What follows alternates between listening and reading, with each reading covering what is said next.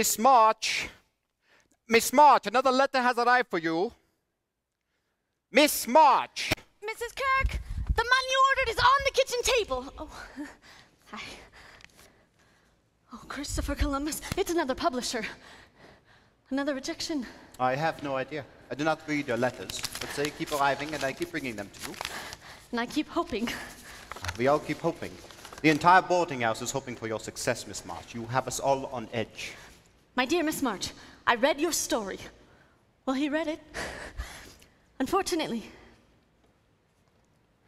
I found your tale tasteless and vulgar, not at all suitable for my readers.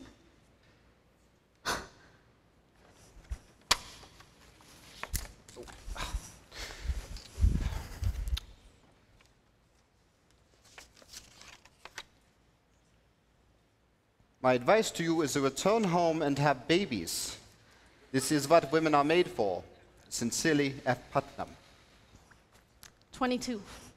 22? 22 rejections since I've come to New York. They all say the same thing. Go home and give up. F. Putnam ist ein Idiot. His words are stupid. Well, F. Putnam is one of the most powerful publishers in the city. You cannot lose faith, Miss March. There will be someone who will like your story. I'm certain of it. Would it be possible, Professor, I could read my story to you? I would so respect your opinion. Why, yes, of course. Actually, it's one of my best. It's a mean and stormy night. The moors are bleak and bloody.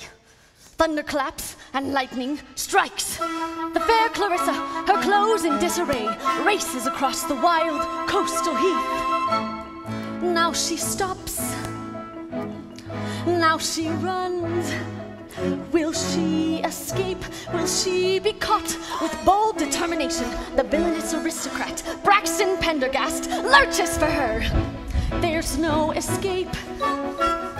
She's but a child, and yet she turns to fight with eyes ablaze. This noble girl meets his gaze on the parade.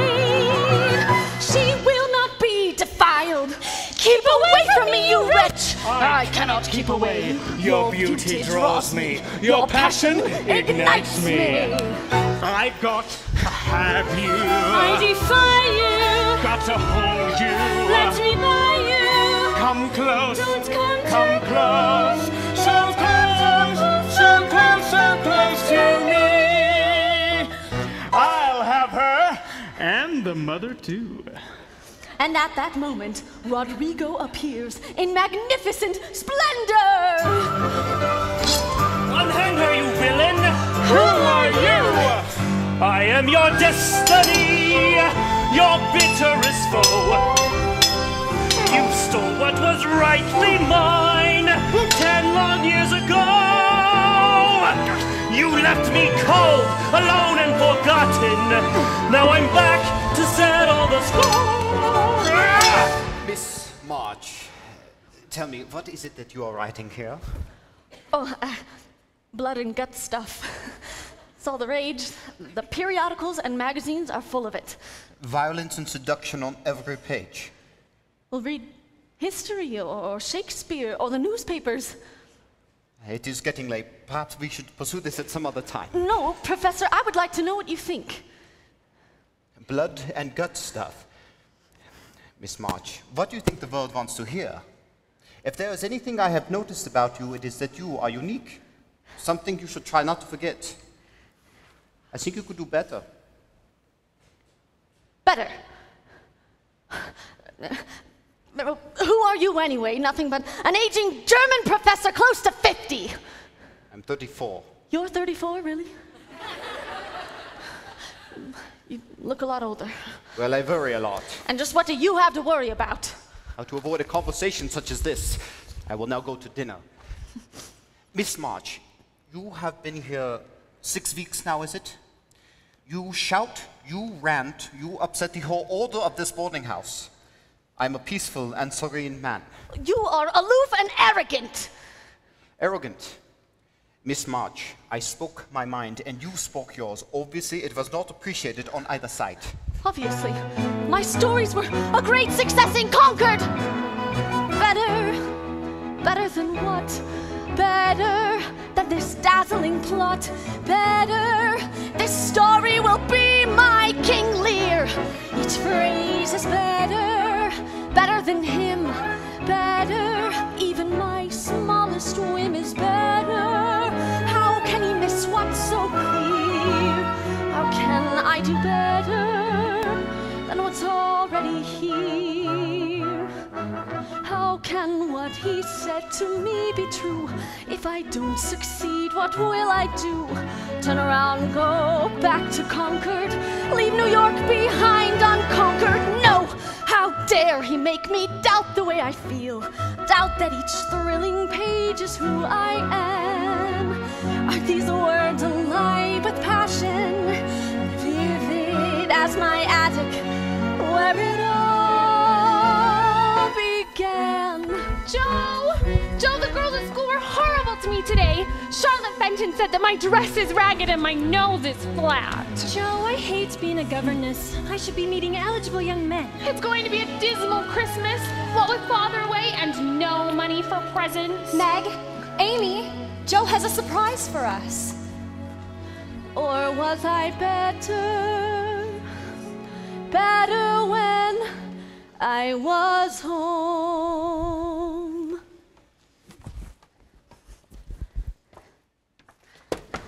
Listen up, everyone. I've risen to the occasion this year and written us an operatic tragedy. And we're going to perform it for Christmas. No, I can't. Not with my flat nose. Joe, do you really think we should? Oh, with this awful war. When have we ever let anything defeat us? Years from now, people will talk about us.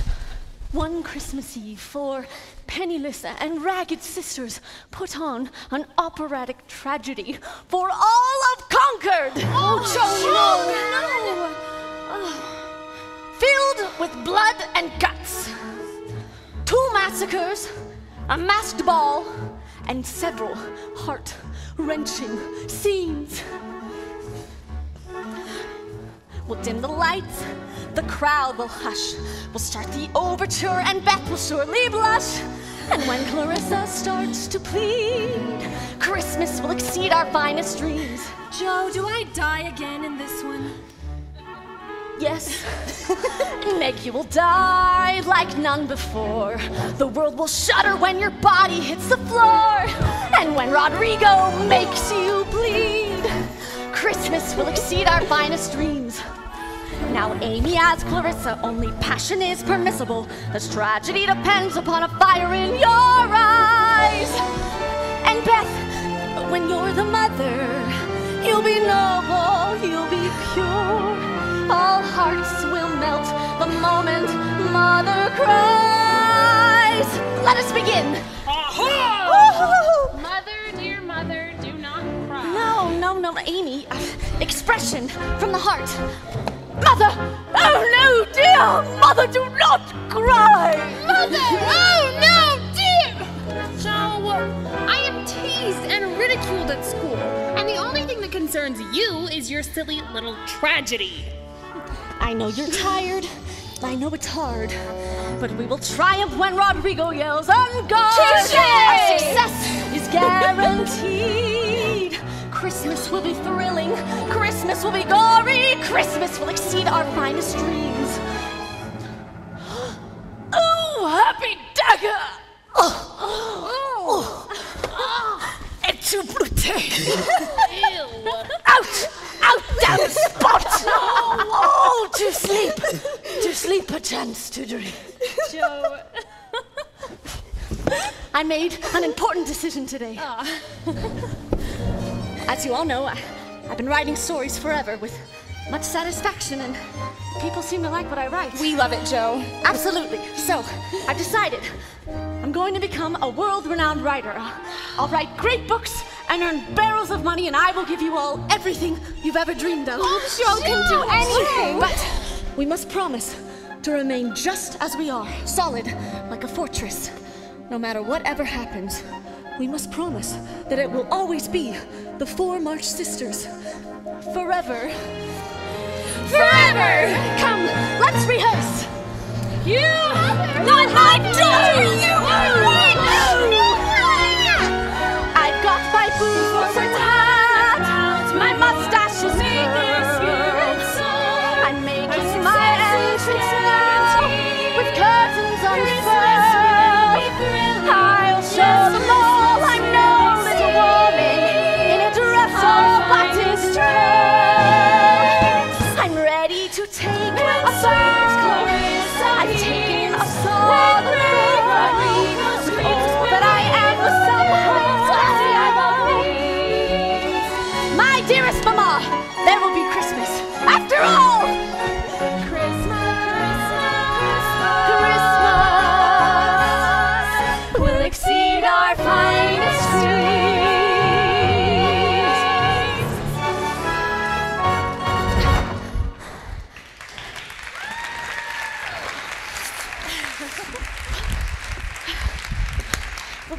Christopher Columbus, I'm bursting with energy today.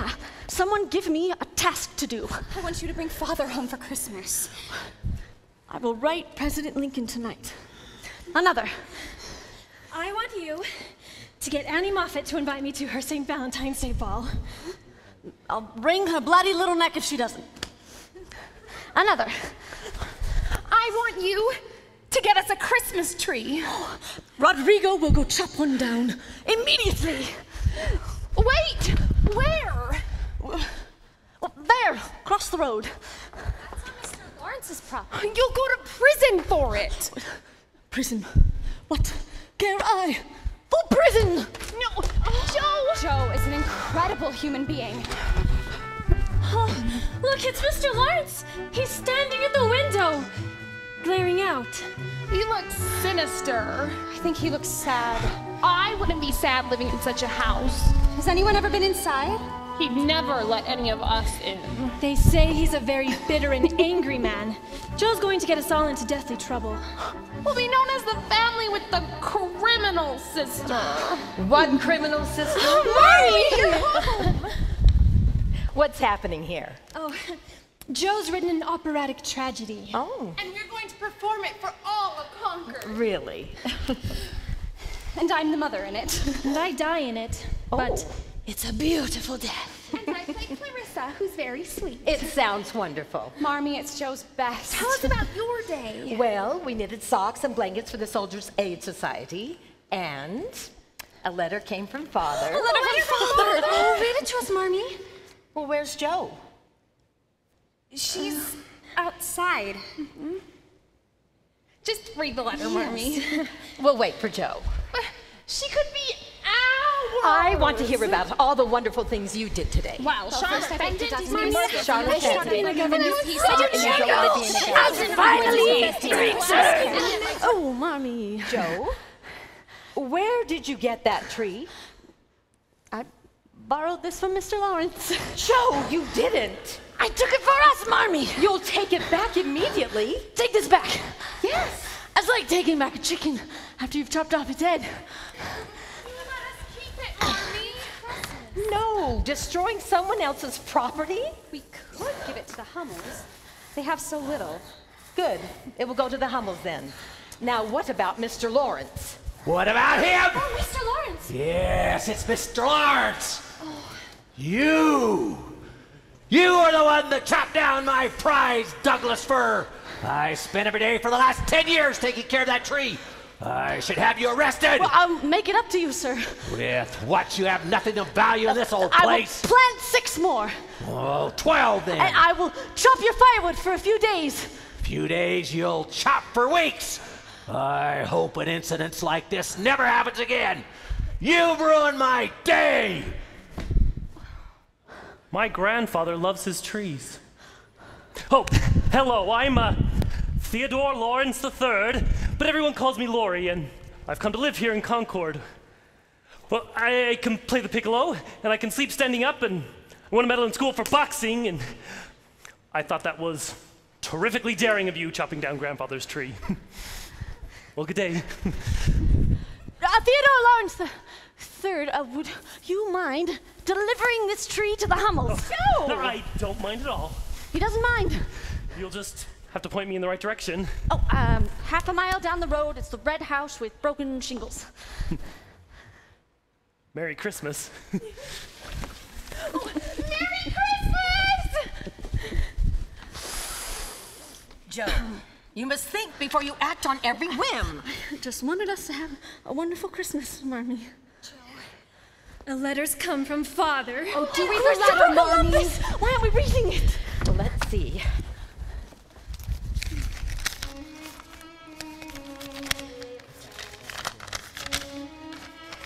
My dear wife, the war goes on and on.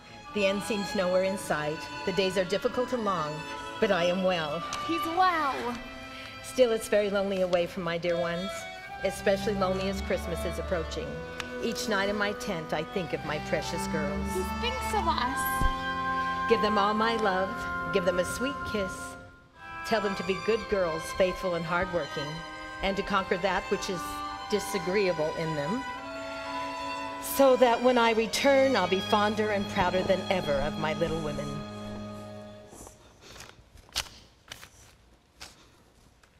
Why all the glum faces? Do we have an operatic tragedy to perform or not? We do. Then we have work to do. We have costumes to complete, an oleo curtain to paint. And will you perform something, Marmee? Oh, do, Marmee. Oh, Marmee, I will write something for you with passion and daring. Well, yes, I will. Wonderful. This will be the best Christmas ever. We March women are invincible. Well, let's get to work. I'll go get my paints. I'll go find a costume for you, Marmee. I'll design the handbill. Don't understand, Marcuno just kept the tree. Oh, Joe.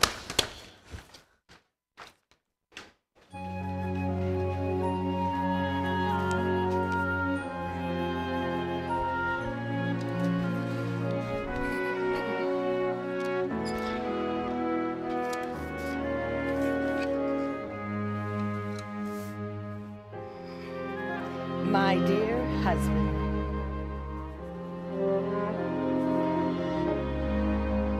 write a letter, be inventive, tell you everything is fine, be attentive to the distance, send my love with every line, every word should bring you closer and caress you with its tone.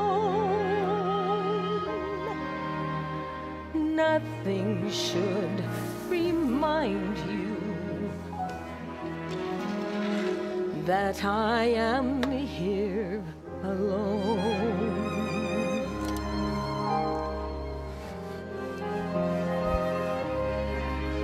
I can't tell you what I'm feeling. I can't talk about the war, how the pealing of the church bells brings the battle to our door. I don't know which part is harder, what I know or what's unknown,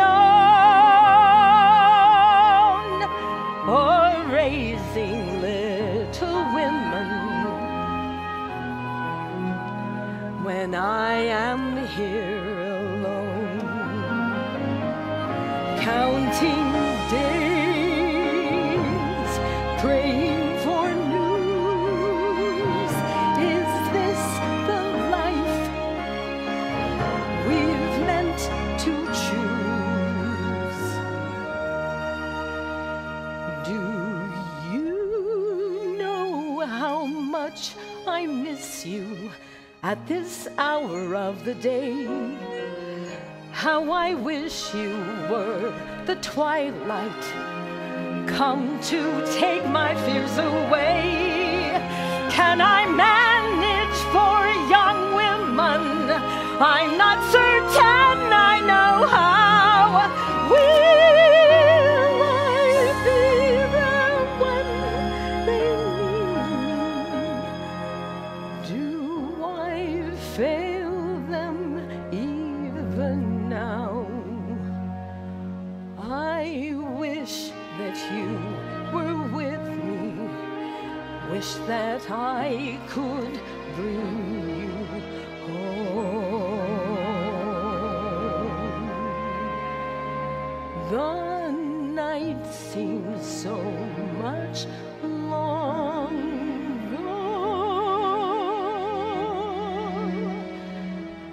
Now that I am here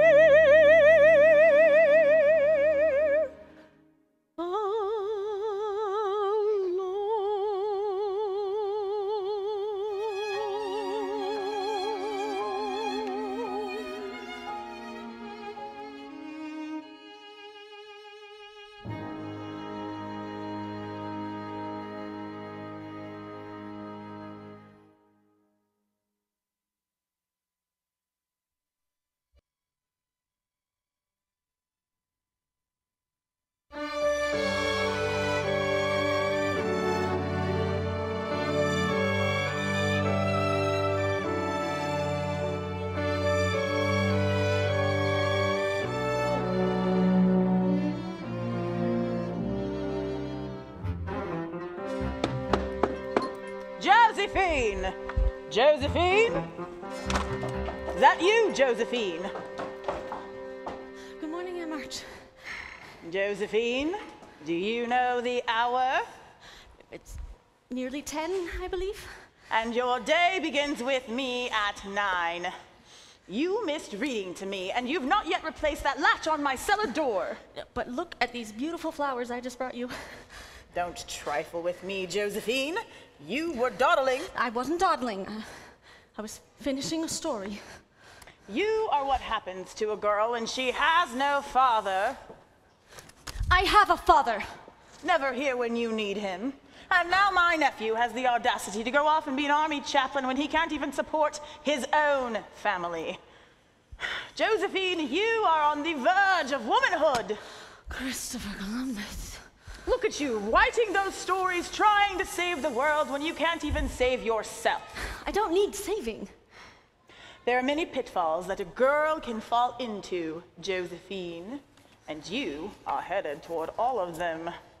I want to see you shine. If you're not rich, you can at least marry well. Oh, I'll never marry. Oh, you'll marry. All girls marry. Well, I'm not all girls. With a good marriage, you can have power. You can take your place in society. I don't give two figs about society. Well then, there's obviously no point in our having this conversation.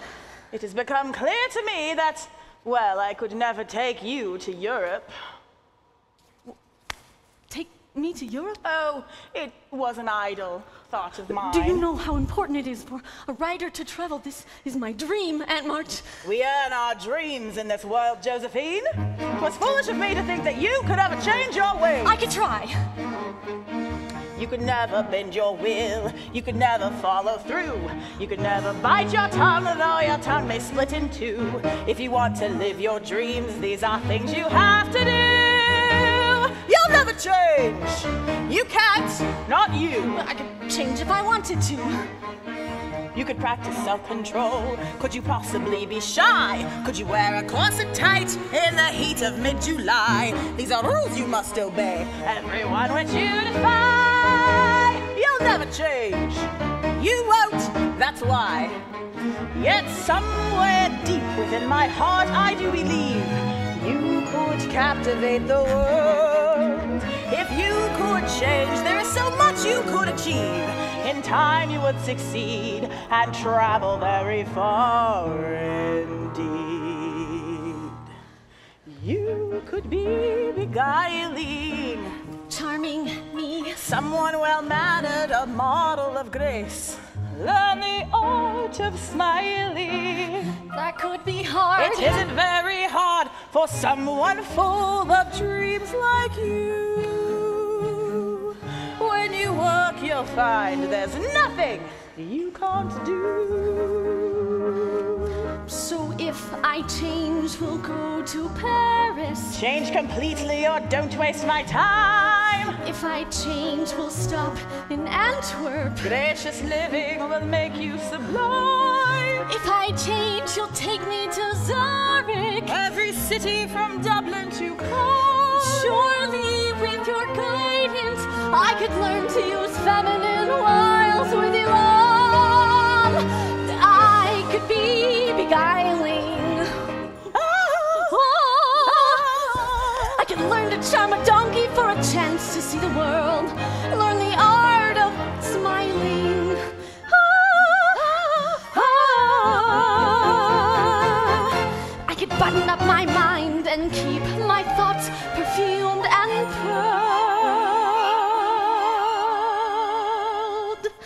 Yes, I surely think I could. If you could, that would be good. There's nothing that I wouldn't suffer to see the world. I can do it if I try. I can do it by sheer will. All you have to do is work to acquire any skill. These are things a girl must do when she has dreams she must fulfill. Change how you walk, change how you talk, change how you think and how you walk. I'll hold my breath and hold my tongue, do what it takes to travel far. Could you? Could you?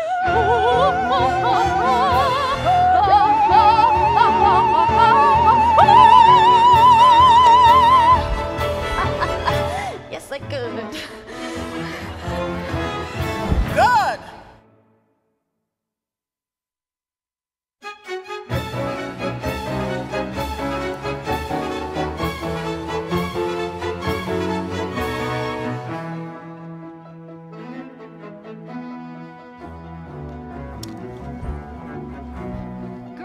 It's getting quite late.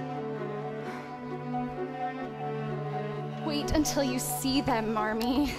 Oh, to think, my 2 oldest girls are going to their first ball. Next year, it will be your turn, Beth. Me? You think so? Meg? I can't go. What? Meg, why not? Well, look at me. Every girl in Concord my age has been to a ball. This is the very first time I've even worn a dress like this. That is the same dress I wore to my first ball, and it didn't look half as good on me.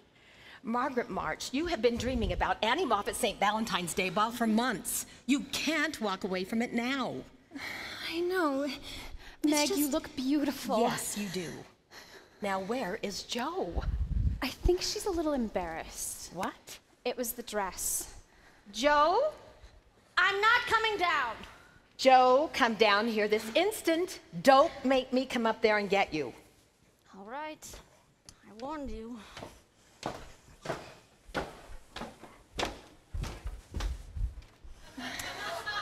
Wasn't built for gowns. You look very alluring. I think the word is alarming, Marmee. Oh, Meg. Look at Meg. She will be the most sought-after girl at the ball. She doesn't want to go. Meg? Well, what will I do when someone asks me to dance? Just smile and say, I'd be delighted. Delighted. Now offer him your hand. Delighted. Delighted. Now let him take command. Oh, I'm hardly delighted. You're dancing like a candle. No, I cannot dance tonight. I'd be delighted. Then you go. The music is entrancing. Exotic. Hypnotic. The sound of men romancing. Delighted. Delighted. And some of them are glancing. People everywhere. Elegance to spare. How can I be sure they'll like me when I'm there? I can see you dancing all night.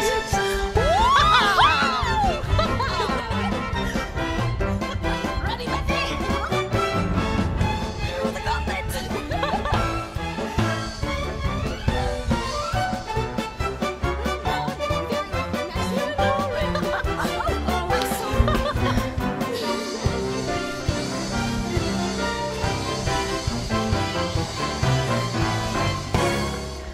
I'd be delighted, delighted, so glad we were invited, completely delighted.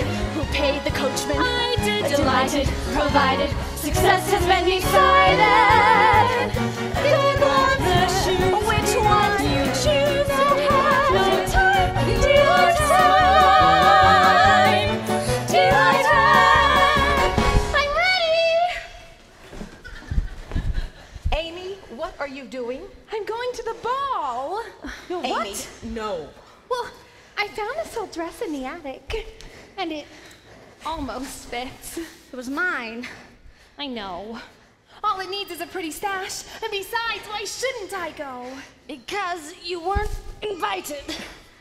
Well, I can go in your place then. Amy! My place? Well, you don't care about good society, and I do. I don't care about snobs. People who think they're better than you because they live in grander houses. Well, they do live in grander houses. That's enough, Amy. Marmee, I want elegance and fine things. And I want passion, Amy. I want to be noticed because I'm unique, not because of some silly sash. Sashes aren't silly. And March says that the right accessory could be the key to a girl's success. Besides, I would never go to a ball with scorch marks on the back of my dress. What? As big as yours. Stop it. What do we do? Beth, my sewing kit. From the fire. Come here, Joe. Joe hates balls. She should stay in her musty old attic and write her dreadful little stories. They're not dreadful. Well, nobody reads them, and nobody likes them. Amy! Girls! Well, I like them. It just so happens I'm sending that one to a very prominent publisher in New York City. And he'll hate it. How dare you! That is enough, Amy. There, Joe. It's barely noticeable. We've got to go. Yes, Your sash is over it. I will be sure to tell everyone how sweet you were to lend me your beautiful fan. And Beth, if anyone asks for us, we'll be at the ball. Come along, Meg. Good night, everyone. Have a wonderful time, girls. Amy, I want you to sit there and think about what you said. And when Joe comes home, I want you to apologize. I want you to come and get ready for bed now. Come along, Beth.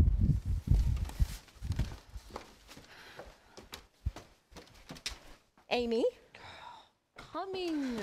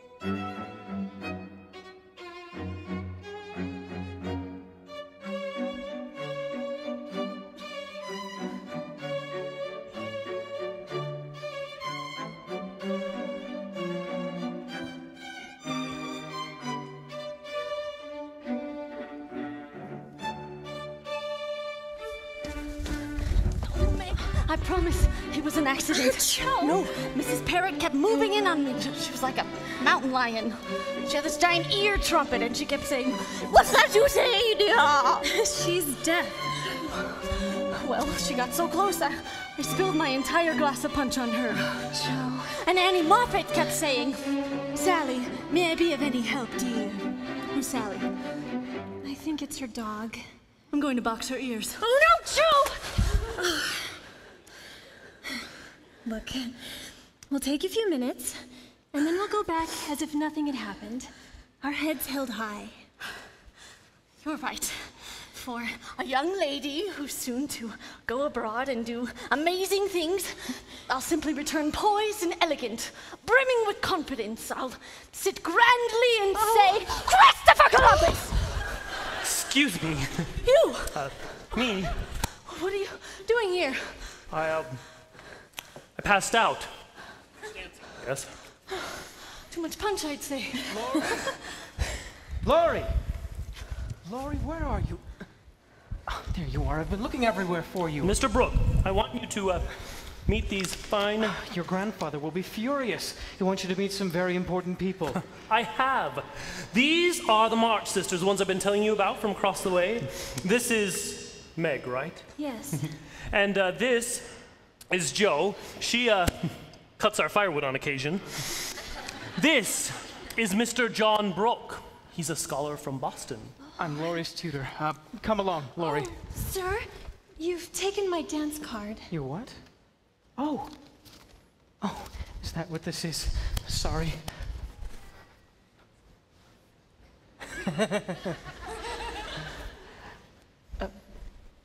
So, you're Margaret March?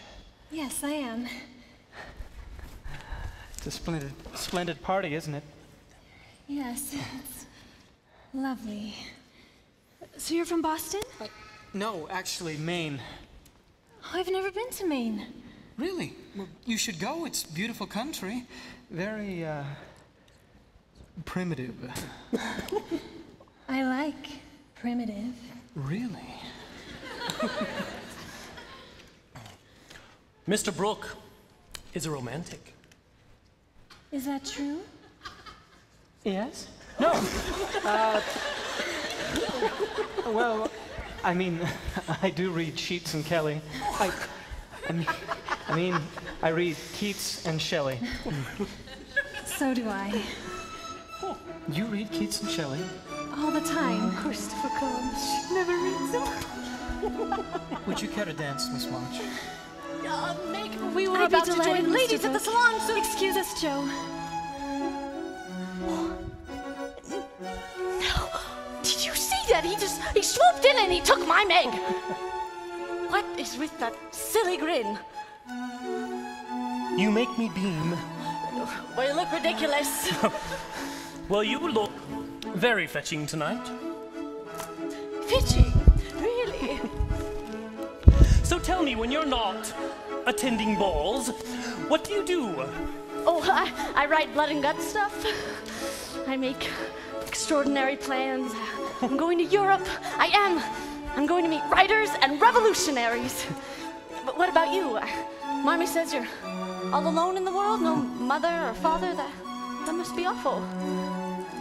It's not awful, really. I have a cranky old grandfather. I have a cat. Well, and I have...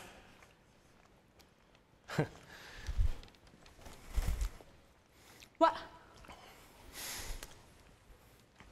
I was hoping to say you. Oh, you don't have me. Look, I know I have no right, but sometimes late at night I watch you in your attic, pacing back and forth like a maniac. I've never met a girl like you, anyone at all like you. This is very nice, such a lovely party. The music sounds so thrilling, makes a person feel like dancing. Oh, I'm very good. I want a medal for dancing in school. I don't dance. I have a patch on the back of my dress. A patch? Oh, let me see. No, Laurie, no. I like it. Now this patch could start a whole new fashion trend. Why, you dance with me tonight and I guarantee by next spring, every girl in Concord will be wearing a patch on her dress. We could do 100 things, do anything you please. We could fly on golden wings across the 7 seas. I bet you could put a camel through a needle if you'll take a chance on me. You're a lunatic. We could catch 1,000 stars and stand them on a pin. We could leap from here to Mars and make the planet spin. If you want to do all the things you've ever dreamed of, come on, take a chance on me. We could be such friends. Friends are never lonely. All I know is books. Books are solitary. But I see you every day. How you live in your own way. And it makes me wanna dare to take a chance on you. All right, we can box if you'd like. You box? You ready? I should remind you, I won a medal in school for boxing. Huh. Ah! Oh, Mr. Brooke! Didn't see that, did ya? Is that how you win medals? Oh, you cheat! We could do 1,000,000 things, but only if we dare. Hey, you win! We could go to such extremes. There's so much we could share. We'll circle the world doing all we've ever dreamed of.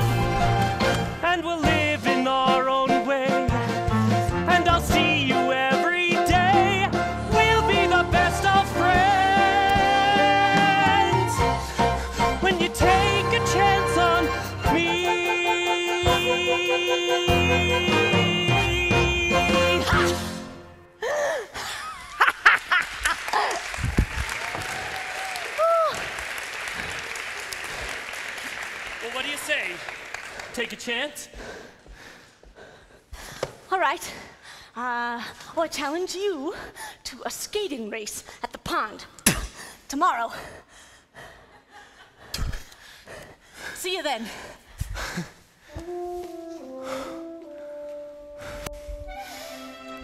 We'll circle the world doing all we've ever dreamed of. 'Cause you'll take a chance. Yes, you'll take a chance. Finally take a chance on me.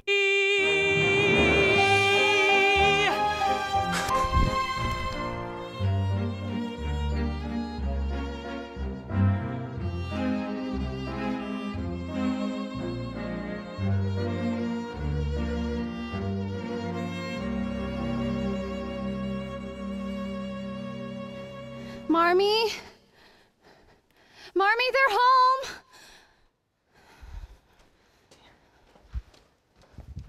Meg? Oh, hello, Mrs. March. I'm John Brooke, Laurie's tutor. We were dancing and I think it may be sprained ankle. It was lovely to meet all of you. Thank you. Good night. Good night. Good night. Good night. Well, the evening began strangely, but ended magnificently. Good night. Good night. Can you walk on it? Oh, Marmee, it's nothing. Meg, tell us about the ball. Oh, I did all of these ladylike things that went completely unnoticed. Except for Mr. Lawrence's grandson and poor Meg. No one even asked her to dance except pompous Mr. Brooke. Oh, he danced divinely. I had a wonderful time. Maybe the best time of my whole life. I may have left here a girl, but I came home a woman. A woman? What did she mean by that?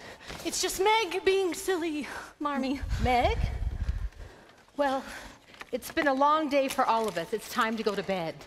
Beth, dear, look what I brought you. A truffle. Thank you, Joe. Good night. Good night. Good night, Marmee. Night, dear. Amy?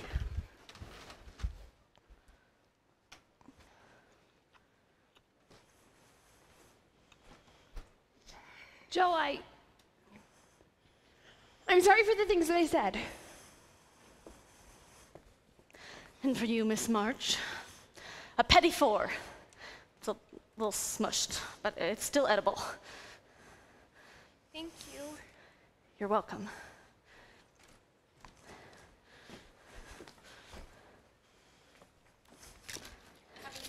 Yes. Oh, I need to put finishing touches on my story first.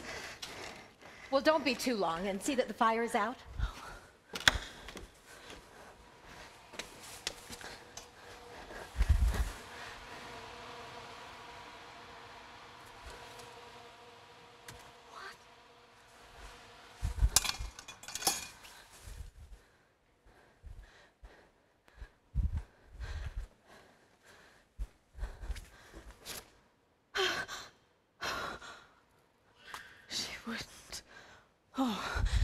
Amy? Amy? Amy! Joe, what happened? Amy, where are you? Joe, what is it? Amy! What did you do with my manuscript? Amy March! I was working on that day and night. What did you do with it? I burned it! You what? And I'm glad I did. I ought to choke you! Joe! Joe! Stop it! What has Amy gotten March! into you two? How could you? To bed! You don't understand! Stop it! She burned my story. Amy, what did you do? She deserved it! That is not true. She did not deserve it. You've done an intolerable thing. Marmee! You destroyed what meant the world to Joe. Joe has everything! What do I have? I wear dresses with patches, and I write stories that my own sister burned! You could have given your invitation to me! The invitation was meant for me! Amy, your time will come. No! My time will never come, because I am always last, and I am always forgotten, and I am never invited anywhere! I have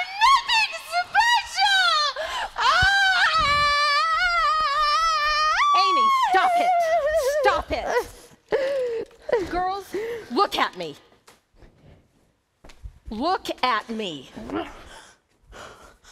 I cannot demand you to love one another, but I do demand that you live together with respect. I hate the way I look. And I hate this nightgown. It was mine. I want something that is my own. And I will take back my fan.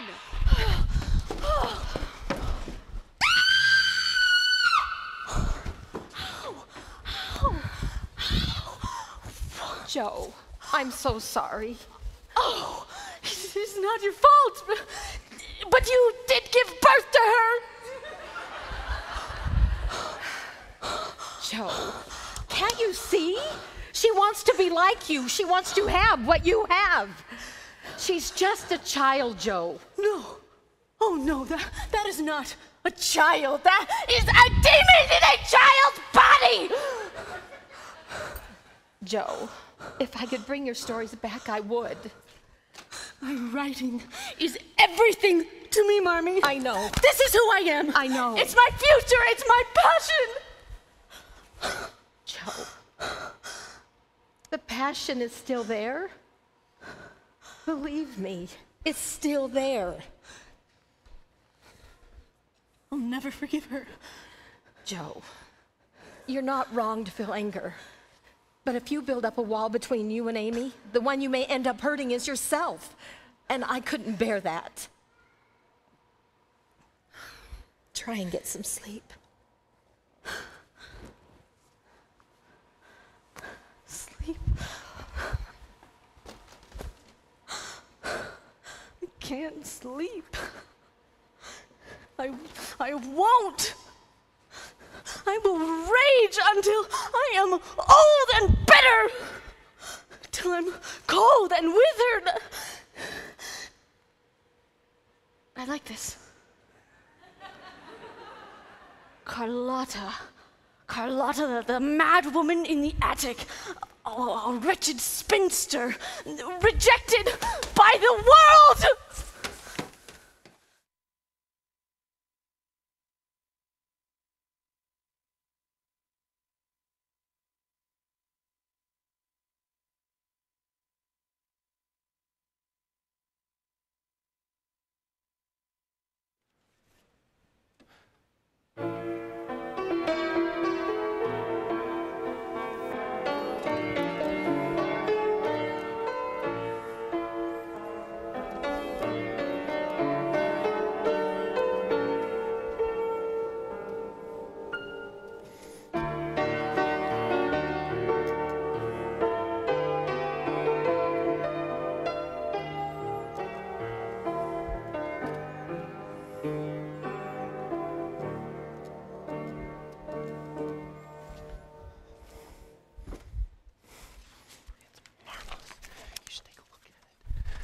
You should play something for us, Beth.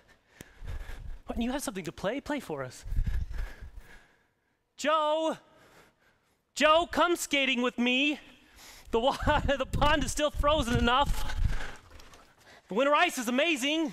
Laurie, I can't. I'm finishing The Witch's Curse. Oh, finish it later.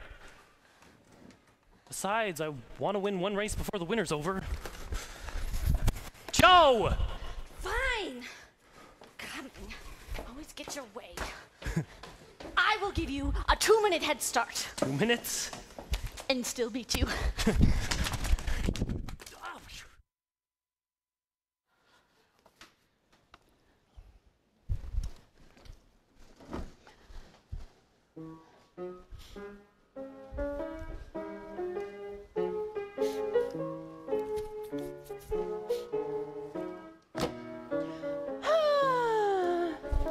Go with them. Joe doesn't want me. Go anyway. She hasn't talked to me in 3 weeks. I drew this picture of her with her beautiful hair. There it is.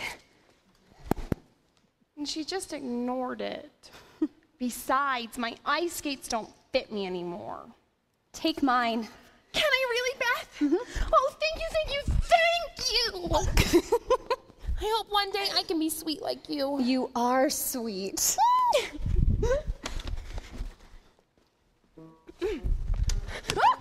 Watch where you're going, young lady. Sorry, Mr. Lawrence.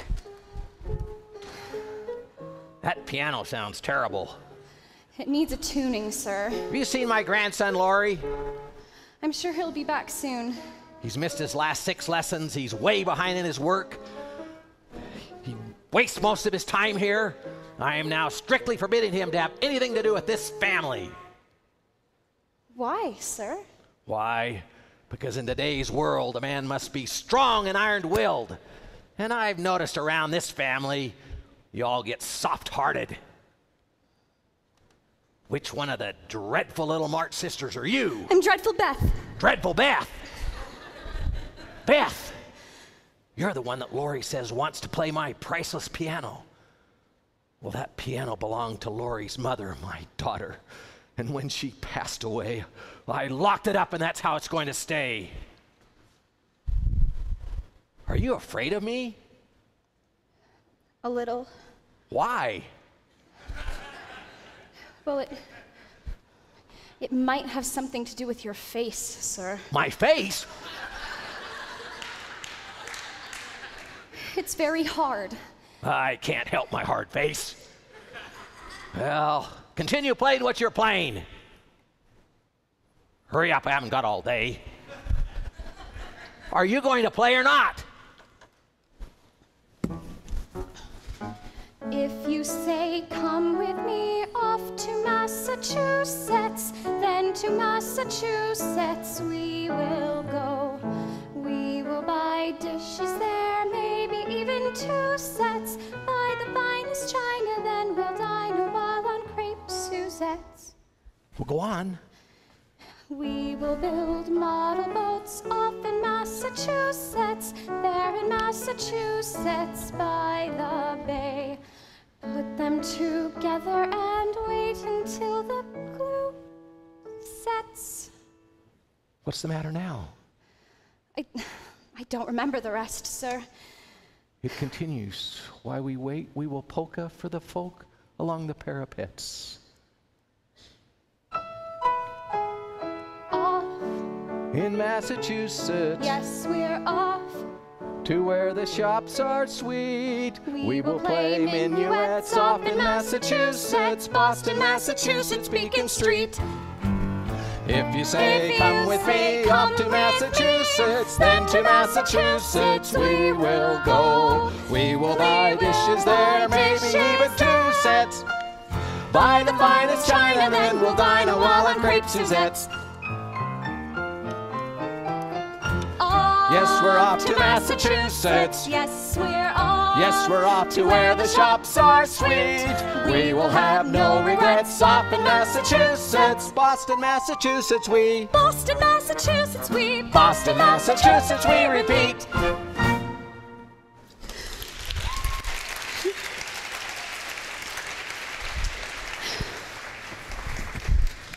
Well, goodbye. Goodbye, sir. Beth, I know you didn't know this, but my daughter loved to go to Boston on business trips with me. And in between, we would sing and play at the piano over and over again off to Massachusetts. And for a moment tonight, Beth, it was as if she was back at the piano again. Do you know how much I miss my daughter? Do you think you could come to my house tomorrow? And I'll find that key and we'll unlock that piano and we'll see if it has any music left in it. Oh, thank you, Beth. And when you see Laurie, tell him I need to see him right away.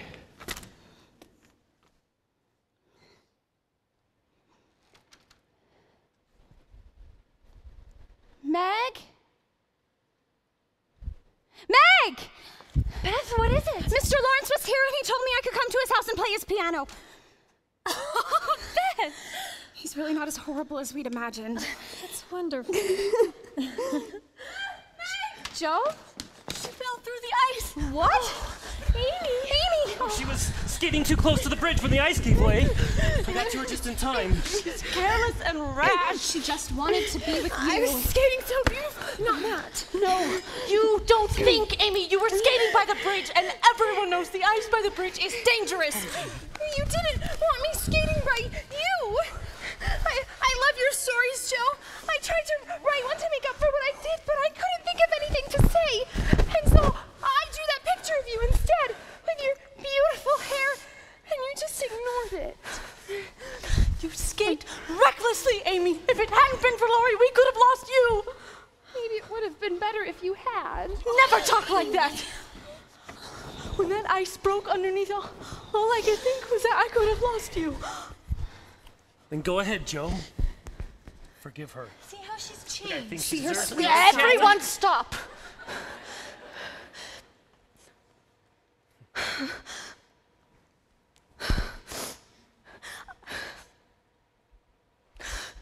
Amy March, I was devastated when you burned my story. I couldn't understand how someone would do such a thing.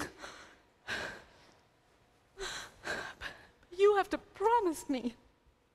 Promise that you will never think of me as an enemy, but as a sister who loves you. I promise, Joe. The March sisters forever. Forever! Oh, Laurie. Laurie, who saved our Amy and made this day possible.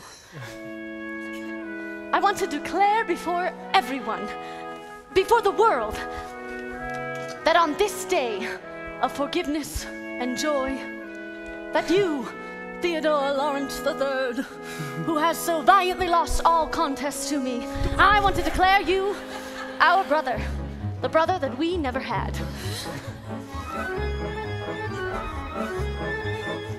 Swear to us your greatest oath of loyalty, an oath as dazzling as your charms. I swear I'll follow you like royalty. Come wear our royal coat of arms. From now on we are joined, and we shall not be parted. From this day on it's all for one, and one for all for life. We'll live like musketeers. Together we'll prevail. We'll be fight for all forever from now on. Now each of us must swear for all eternity. Our bond shall never be undone. Nothing shall sever this fraternity. We'll always live and die as one. From now on we are joined, and we shall not be parted. From this day on it's all for one, and one for all for life. Together we will fight. Your battles will be mine. We'll be fight for all forever from now on. Speech! Speech! On this wonderful day. It's wonderful. One I'll never forget. Never forget. I am honored to say I am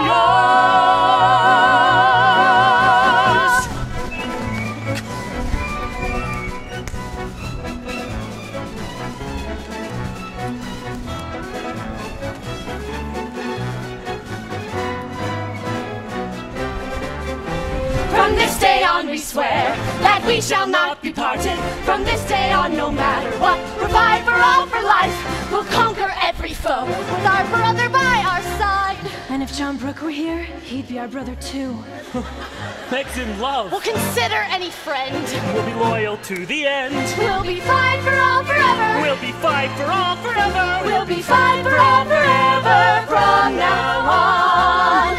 And on. And on. From now on.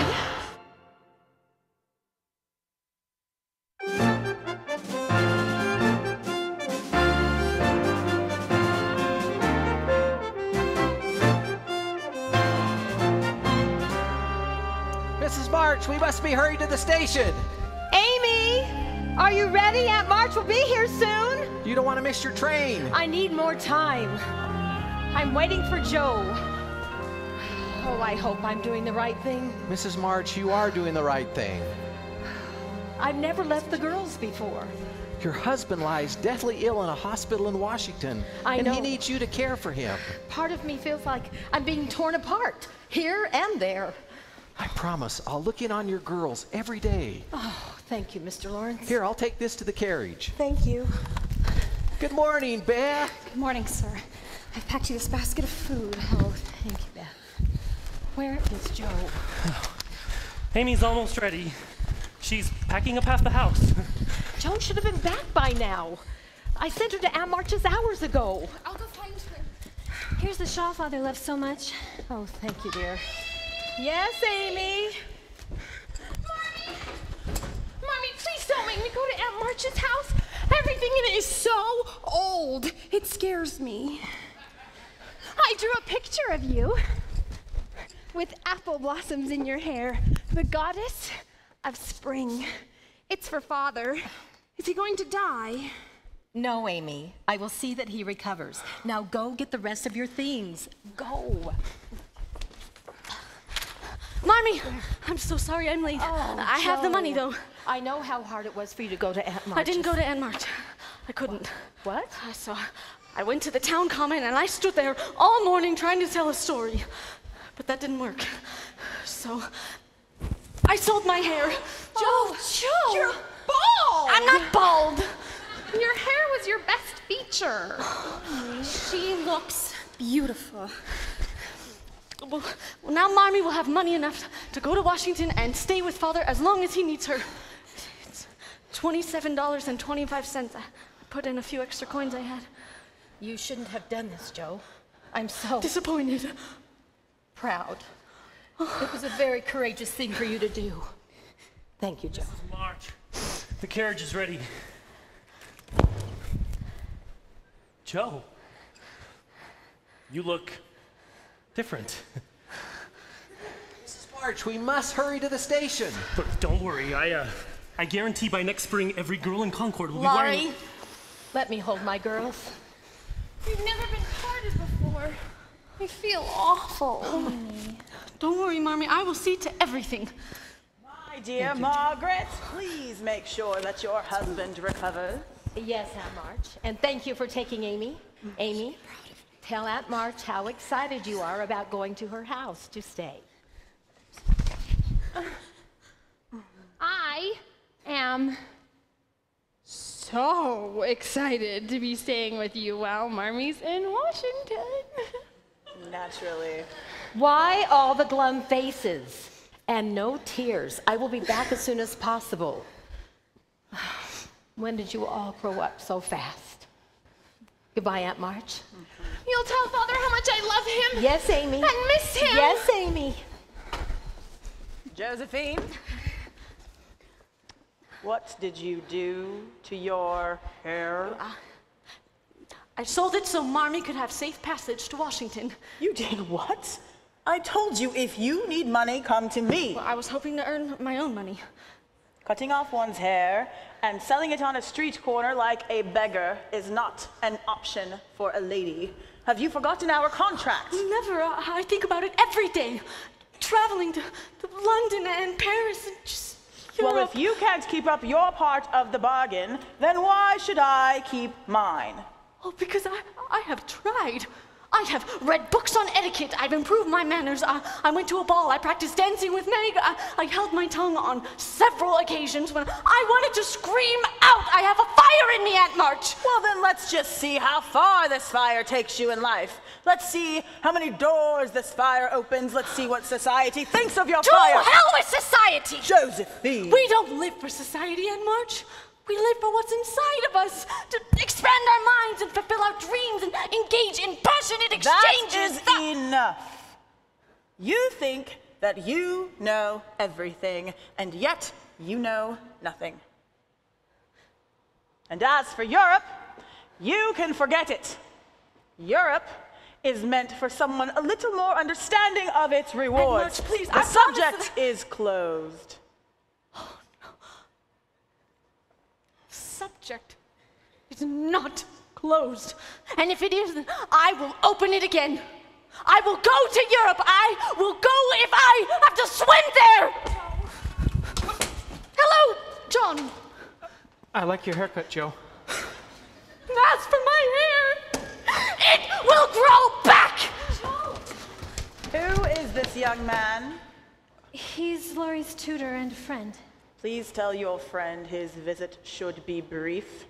Amy, go upstairs and gather your things. I will be waiting for you in the carriage. I have plans for you. Yes, ma'am. John, what have you done? I've enlisted. I couldn't stand it any longer. Your father's in a military hospital in Washington. Meg, I have friends who will never return. When do you leave? Tonight.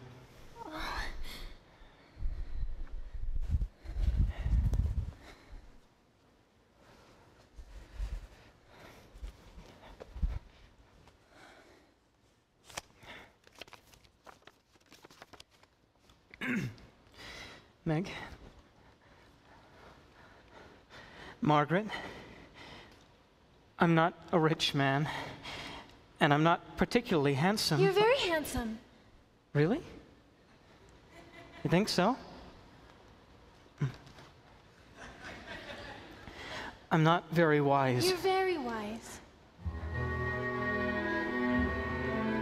Meg, Margaret, if you could find it in your heart, if you could love me as I love you, if only you'll care while we are apart, I would be rich, I would be wise, I would be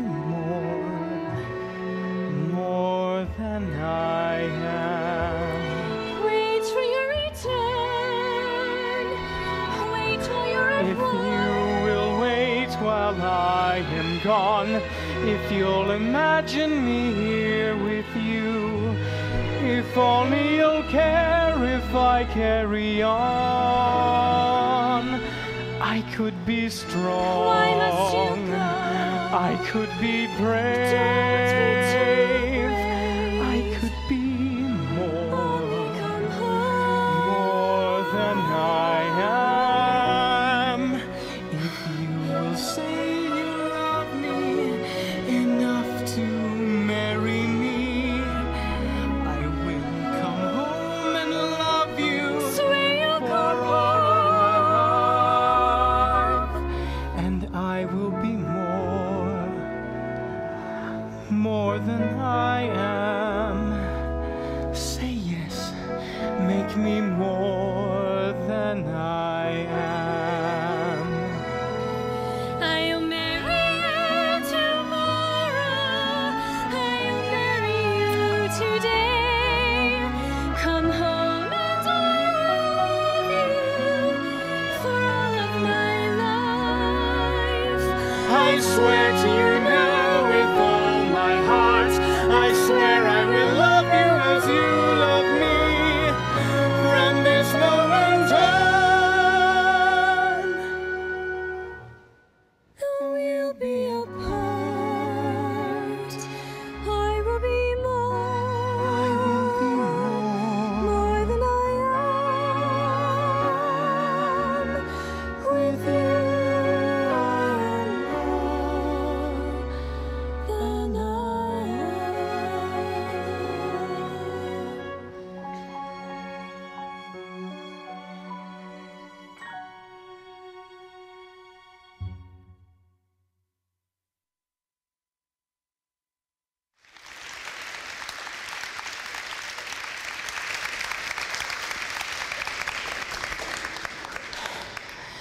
I'll write you every day, twice a day.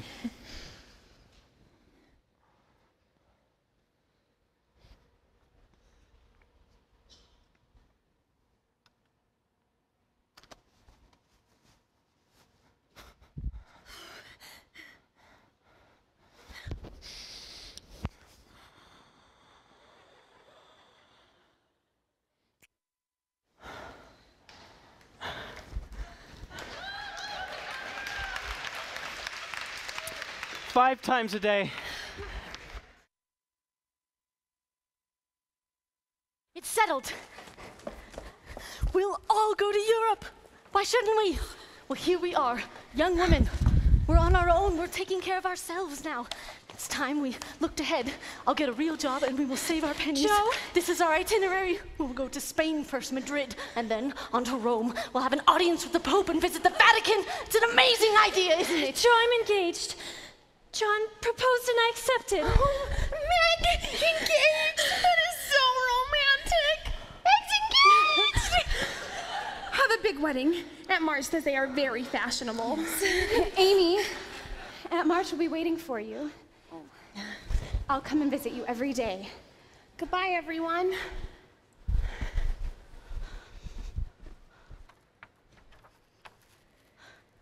Meg, what happened to our promise to always remain together?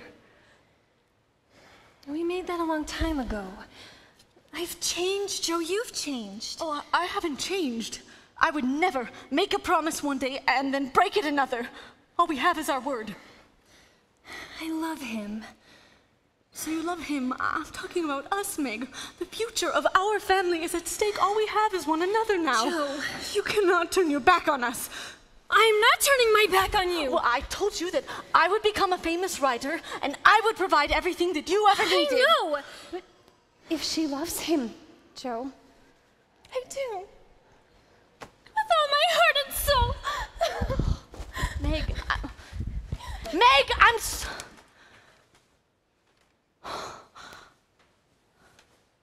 I've lost Meg. You haven't lost Meg. And I've lost my trip to Europe. You will find your way there, Joe, someday. I know you will. You can do anything. You can make the clouds disappear. I think it's you who make the clouds disappear. Come, walk with me and tell me all about your adventures today. Well, I sold my hair. Yes. And before that, I stood in the town common all morning and cried, "Joe March is here!"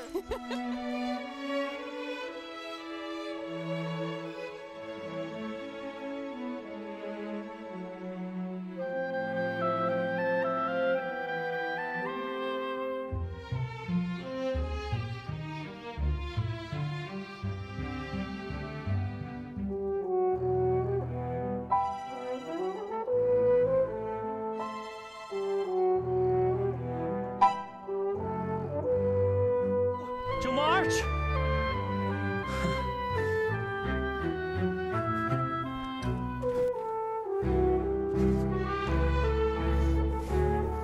Carlotta, the mad woman of the attic.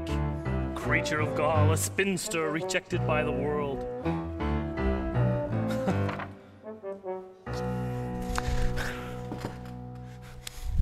Joe, it's your best friend, Theodore Lawrence III.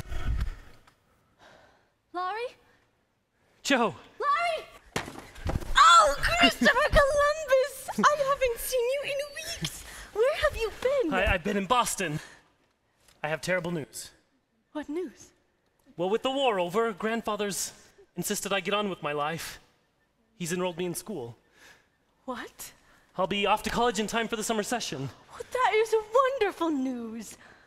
No, what's wonderful about it? I'll be leaving the best friend I ever had.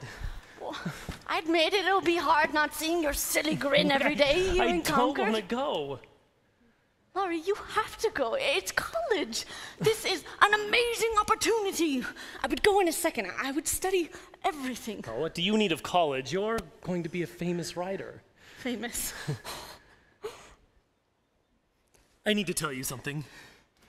Please. Tell me something. Well, ever since that first day I saw you, remember that day? Of course. Well, that day you chopped down grandfather's cherished tree. Well, ever since that day I knew that you and I would be magnificent. We are magnificent. My dear Joe, well, for weeks now, months even. Whole year, actually. I've wanted to do something. Well, what? What was that? Kiss. I know it was that my it was first a kiss. I've thought about it a long time now. We could do a million things, but only if we dare. We could go to such extremes. There's so much we could share.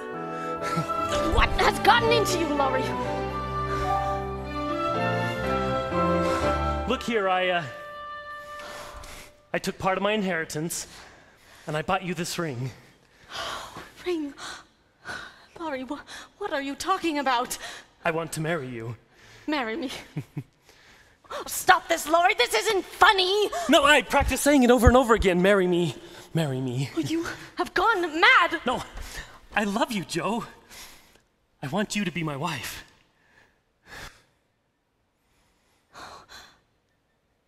Oh, no.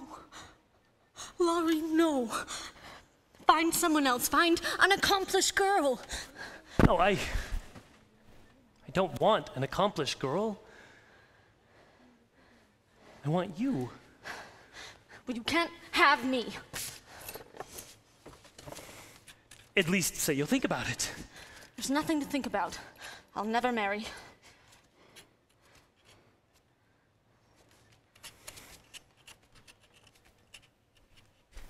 You don't mean that. I do mean it. You'll marry. I won't! You will! Just not me. That's what you're really saying, isn't it? Look, you'll find someone. Go away, Laurie! I thought that you understood me. Well, you knew all along how I felt.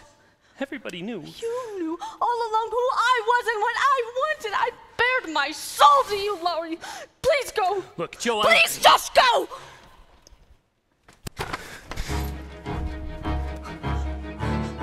Who is he with his marry me?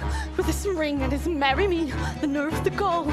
This is not what was meant to be. How could he ruin it all with those 2 words? I thought I knew him, thought that he knew me. When did he change? What did I miss? A kiss when I thought all along that we were meant to find frontiers. How could I be so wrong? And I need my sisters here. If I can't share my dreams, what were they for? I thought our promise was that we would never change and never part. I thought together we'd amaze the world. How can I live my dreams or even start when everything has come apart?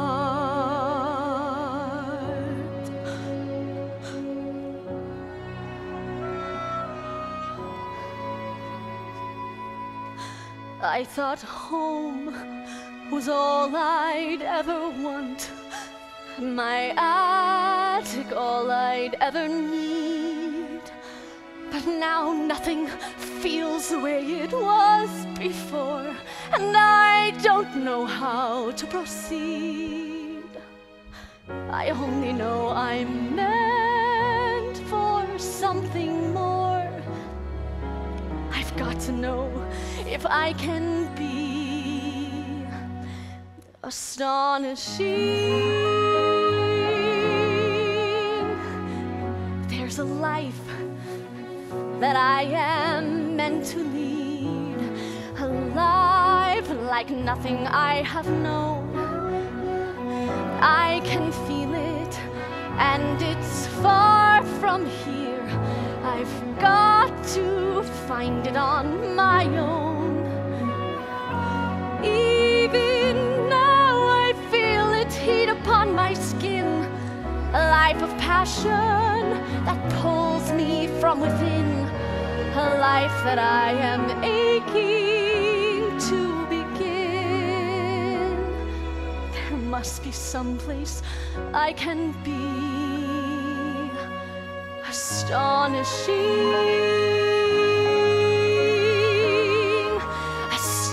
dashing. I'll find my way. I'll find it far away. I'll find it in the unexpected and unknown. I'll find my life in my own way today. Here I go. There's no turning back. My great adventure has begun. I may be small, but I've got giant plans to shine as brightly as the sun. I will blaze until I find my time and place. I will be fearless, surrendering modesty and grace. I will not disappear without a trace. I'll shout and start a riot. Be anything but quiet. Christopher Columbus! I'll be astonishing. Astonishing. Astonishing.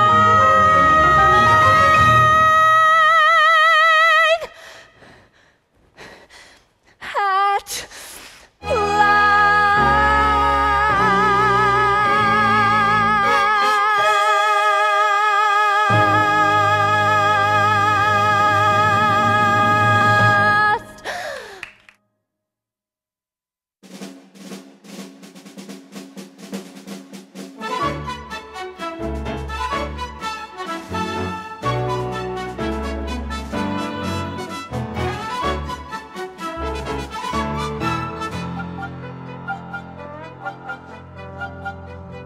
Miss March? Has anyone seen Miss March? Oh, Professor, have you seen the whereabouts of Miss March? No, Mrs. Kirk, I've not seen the whereabouts of Miss March. Helga, do we have enough sheets for the new binders? Oh, since the war ended, Professor, people have been coming from everywhere. What is Miss it? March! What is it, Mrs. Kirk? Oh, Miss March received a telegram. A telegram, Professor. Oh, she could be an heiress. She could have inherited a great deal of money. Then again, it could be a terrible tragedy. Oh, I should think as a good friend you'd be concerned for her. We are not good friends. We are simply acquaintances. Oh, I see. Helga? You and the others in this boarding house are under the impression that Miss March and I have some sort of kinship. We have simply gone places together. The theater? Well, yes, I took her to see Hamlet. A pathetic tale it is. Very pathetic. And I have given her 3 German lessons. 3, that many. But Miss March hardly seems to know I exist. Oh. She is preoccupied. She rushes past me like the wind. Oh, Mrs. Kirk, have you seen Professor? Behind you, darling. Oh, Guten Tag. Guten Tag. Guten Tag means good day. I know what it means. When you taught it to me, you said Guten Tag. Yes, but I would never say Tag. But I'm certain you did. But I'm certain I didn't. Well, Guten Tag, then. A very Guten Tag it is. A wonderful Guten Tag. I have some amazing news. I came to New York on a dream. I knew it might take me a while, but all I've been hearing since I arrived is leave it right there on the pile. So today I woke up and decided it's time. Time to achieve, time to thrive, time to climb. Miss March, tell us what happened. Sometimes when you dream, your dream is just a guess. Sometimes when you work really hard, you don't know if you'll ever find success. So I grabbed a story to sell and got ready to raise hell. Then I marched out the door and I headed right for the Weekly Volcano Press. Ah, Henry Dashwood, now he is a man of taste. Dashwood was a fiend. He sneered at my distress, tossed my story high on a stack, but I was determined I would progress. I said, sir, I'll wait while you read. But alas, he disagreed. So I jumped on a chair and I read it right there at the Weekly Volcano Press. Keep away from me, you wretch! I cannot keep away. Your beauty draws me. Your passion ignites me. The one with all the horror in it. The bloodbath. That's the one. But I took to heart what you said, and I made it better. I've got to have you. I defy you. I will take you. Let me buy you. Let's go. Let's go. Let's go. Let's go. Let's go. And at that moment, Rodrigo appears in magnificent splendor. Unhand her, you villain! Who are you? I am your destiny, your bitterest foe. I've come to avenge your crimes of 10 years ago. Run! To the forest! Run! I cannot. The forest is dangerous. My sister went in there and never returned. You must risk it. You must take the dark path. Your fate awaits you there. She will never escape me! Hurry! On guard! Go now! Dashwood was aghast, but I could not care less. The words I spoke ignited the air. I felt like a publishing lioness. That's when Dashwood started to shout, and I thought he'd throw me out. But then I persevered, and a forest appeared at the Weekly Volcano Press. The forest is dark and scary. Clarissa enters trembling, fearful of what fate awaits her. She arrives at a fork in the road and stops. Which way do I go? A hag appears. I can help you choose, but you must make a sacrifice. Give me something, dear. Those combs are nice. Without these combs, what will I be? Perhaps a hag as dull as me. I can't. You'll never know your destiny unless you give up vanity. I've got to know. Please show me where to go. Your fate awaits you there.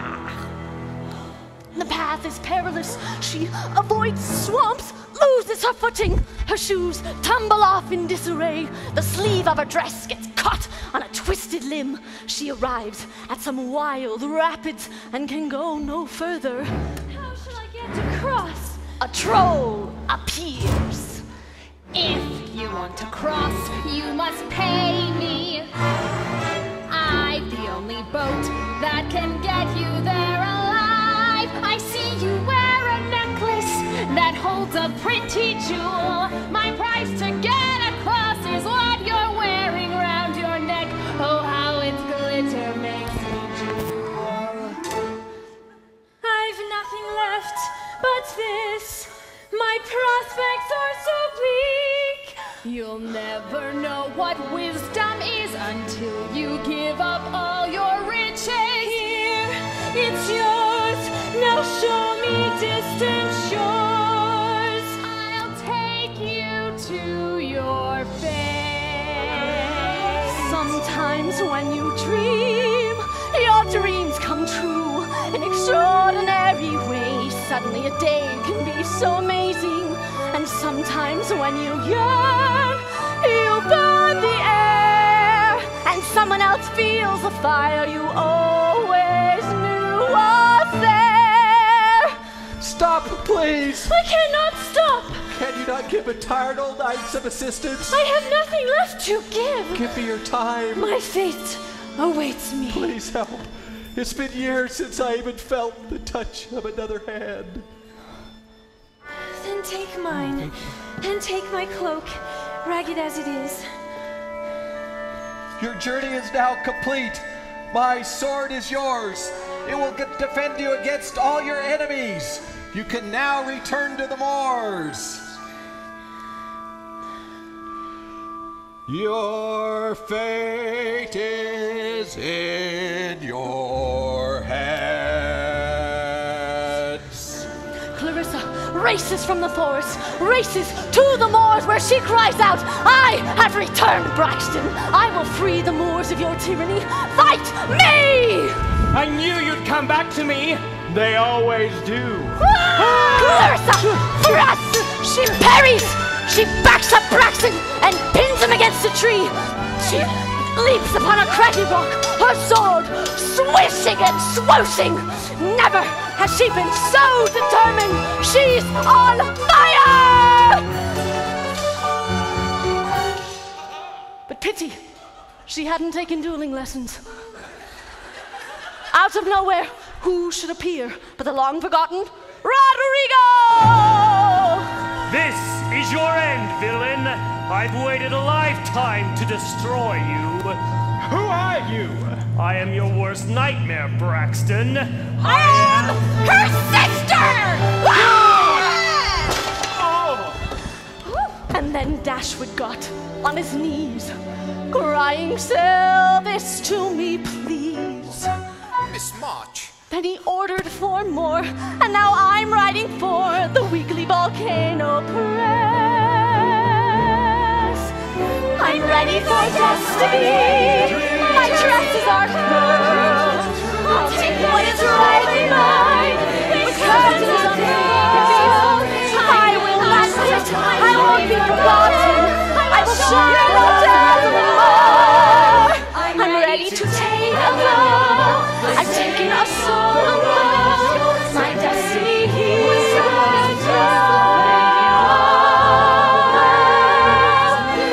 I'll astonish the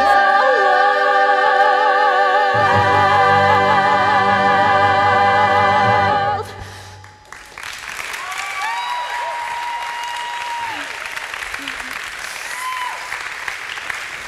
Well, congratulations, Miss March. I am, what is the word? Amazed. Flabbergasted. And delighted. Well, Christopher Columbus, I could do anything today. I could start a revolution. You were right, Professor. About what? About everything.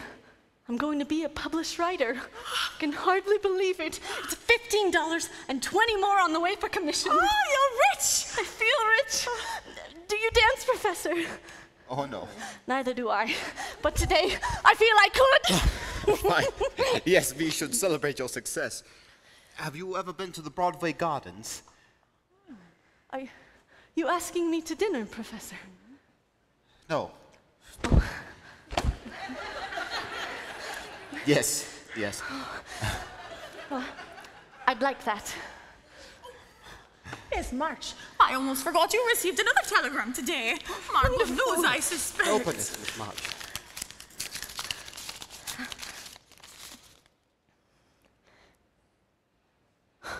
What is it, Miss March?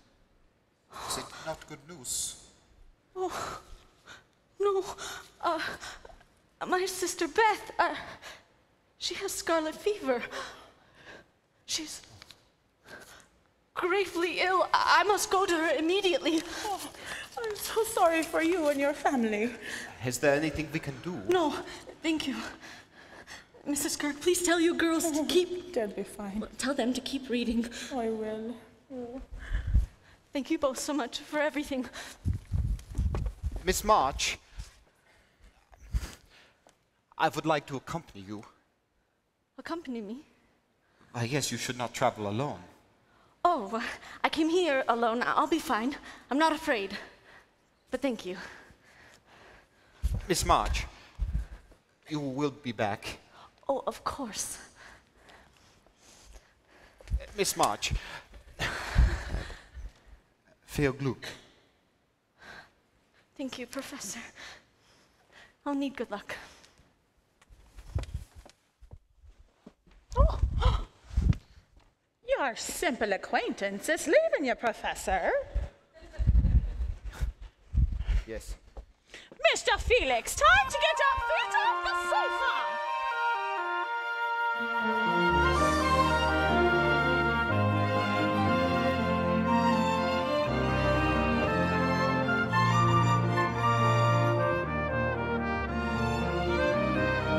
Almost there. Pretty mighty heavy piece of lumber, isn't it? It's light as a feather, sir. There it is. At last, this piano, after all these years, has found a good home. She is a beauty, sir. I'll let Joe know. The flowers, John. Right.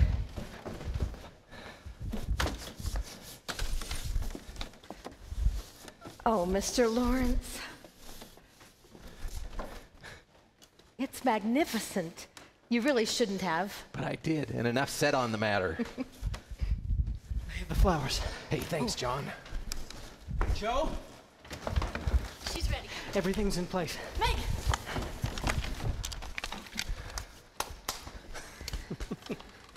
Almost there, Bethy. Where are you taking me? You'll see. Is it Amy? Is she home? It's not Amy. She's not back yet. What is it? Patience, Beth. You sound like me. All right. Are you ready? Ta-da! Mr. Lawrence, Over here. your piano.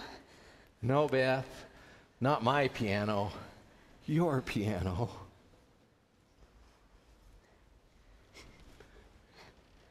Mommy. There was no arguing with him. But why, sir? Because every night it kept crying out, "Where's that dreadful Beth? I miss her so." Shall I?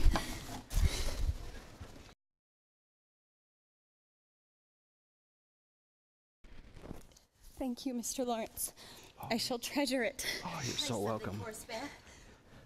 All right.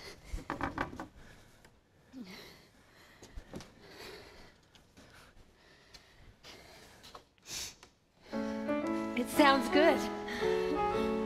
Joe, I forgot. I got a letter from Laurie this morning, and he'd been in New York. Laurie? Laurie was in New York? Didn't he come to visit you? No. I'm so sorry. After you left, he moped around here for weeks. Finally, I sent him to New York on business. And then I told him to go to Europe and enjoy himself. And guess who he met in Florence? Who? Amy and your Aunt Marge. Miss Beth, may I join you at the piano? Would be an honor, sir.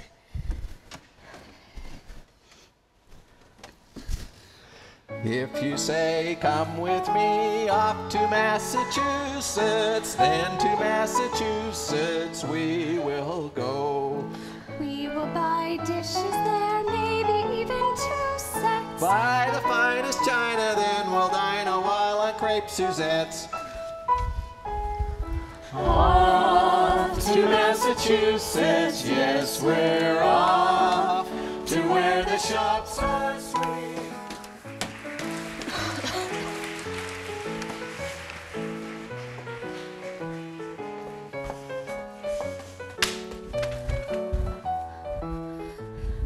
New York. I miss New York. Dear Professor Bear, so much is happening here. My sister Meg is going to have a baby, and Beth is still very frail, but I know I have it in me to make her better. I've decided to take her and my mother to Cape Cod for a few days. Given everything that's happening, I'm not sure when I'll return to New York, but I do miss it. I miss our volatile exchanges. I miss our walks in the park to hear the speakers shout how they would change the world. I too would like to change the world. Yes, of course. And how are you, sir? She asks how I am, and so how am I? My days are the usual days. I wake up, I go out, time goes by. My days are exactly the days I've lived since arriving here. In fact, how I am is a maze, so this comforts me year by year. I work and I eat. Life is muffins and jam. The house is nice and quiet now. That is how I am. 5 years in these rooms, reading Hegel and Kant. My mind is devoted to thoughts of the meaning of life. What more could I want? But why is it lately I feel I'm uneasy through all the night? And why even now does my skin feel explosive as dynamite? Why does my heart pound like a battering ram? How can she ask me how I am? How I am is fine. Dear Miss March, there is nothing dramatic or new to report. This will be short. Morning and evening I live in my usual way. On the day you return you will see for yourself. Tell me, Miss March, are you happy so far from the clank and the beat of our turbulent street? Quite often I think of our days in New York. Of course until when I've been quite content. I wake in the morning and all that I hear is the absence of sound. My peace is disturbed, yet the ruckus is me as my thoughts run aground. I wanted a life by myself in these rooms, but now around me another life looms, who asks me to come and to go and to leave me like that. And now she expects me to send her a note with words if I spoke would stick in my throat, who asks me to change how I live, how I think, how I am.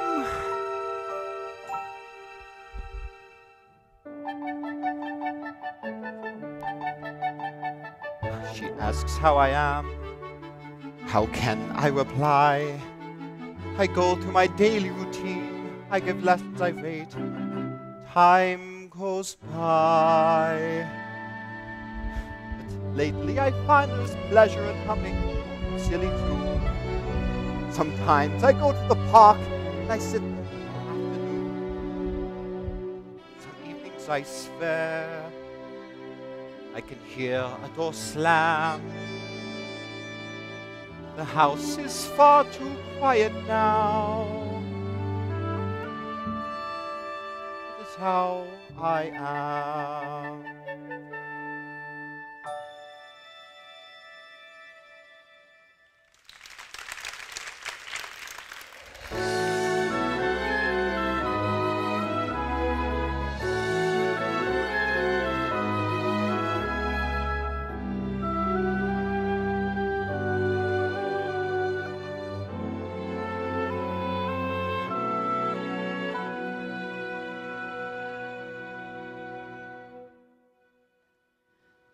Marmee, it's so beautiful. The waves and all the shells. I believe this one is 1,000 years old. Listen, Beth. Remember how we always talked about coming to Cape Cod? Now Jo, with her wee literary earnings, as she calls it, has brought us. Oh, I'm so glad to be here with you. Beth, promise me, whatever has a hold of you, you'll continue to fight it. Please. Beth, look at this beautiful kite I just bought. I told the man I want a tail with all the colors of the rainbow for my sister. That is the most beautiful kite I have ever seen. Well, I shall leave you two. Mommy. Stay. I am going to go write your father a letter and tell him how beautiful the Cape is this time of year. I love you. Love you too.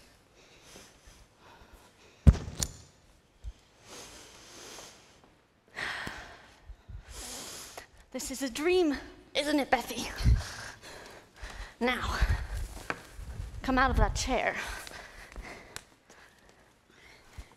Tell me again about New York. It's a circus. Circus? Clowns and waltzing camels, horses, theaters, museums on every corner. And the women? Are they shameless? Oh, some of them. It's an amazing place. I'm going to take you there. To New York? Yes. Oh, we'll ride the omnibus and dine in the finest restaurants and see Shakespeare and mingle with unsavory characters. Jo, I have something for you. Marmee says this shell is over 1,000 years old, and I believe that once upon a time it led an amazing life. If you put it to your ear, it talks to you. And what does it say? It says we grow up too fast. You're a woman of the world now, Joe. I am so proud of you. When you were first born, not an hour old, I told Marmee, Beth is mine. Everyone has someone special in the world, and I have you. My sweet Beth, give me a task to do. Let's pretend we're riding on a kite. Let's imagine we're flying through the air. We'll ascend until we're out of sight. Light as paper, we'll soar. Let's be wild up high above the sand. Feel the wind, the world at our command. Let's enjoy the view and Neverland, floating far from the shore. Some things are meant to be, the clouds moving fast and free, the sun on a silver sea, a sky that's bright and blue, and some things will never end. The thrill of our magic ride, the love that I feel inside for you. We'll climb high beyond the break of day, sleep on stardust and dine on bits of moon. You and I will find the Milky Way. We'll be mad and explore. We'll recline aloft upon the breeze. Dart about, sail on with windy ease. Pass the days, doing only as we please. That's what living is for.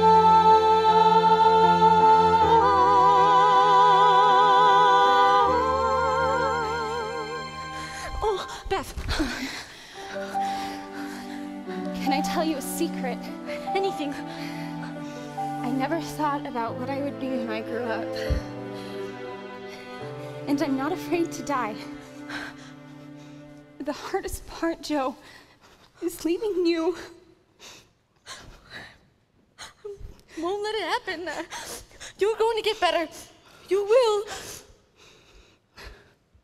Some things are meant to be, the tide turning endlessly, the way it takes hold of me. No matter what I do, but some things will never die. The promise of who you are, your memories when I am far from you.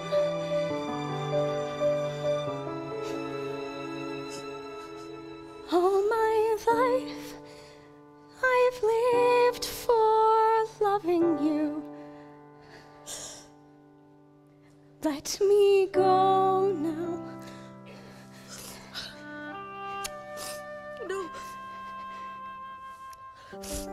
No. Beth. No. No.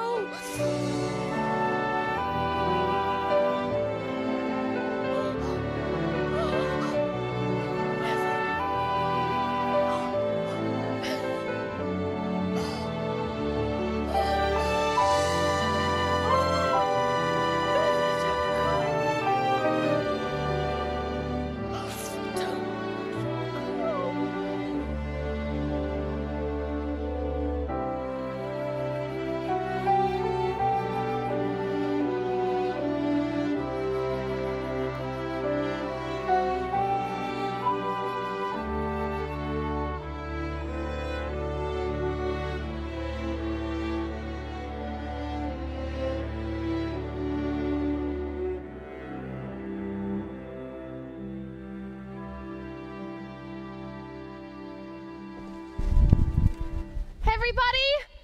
I'm home! Look at this house. Marmee, Joe! We left it in shambles and it's still in shambles. Meg! Did you see the look I gave the coachman, Aunt March?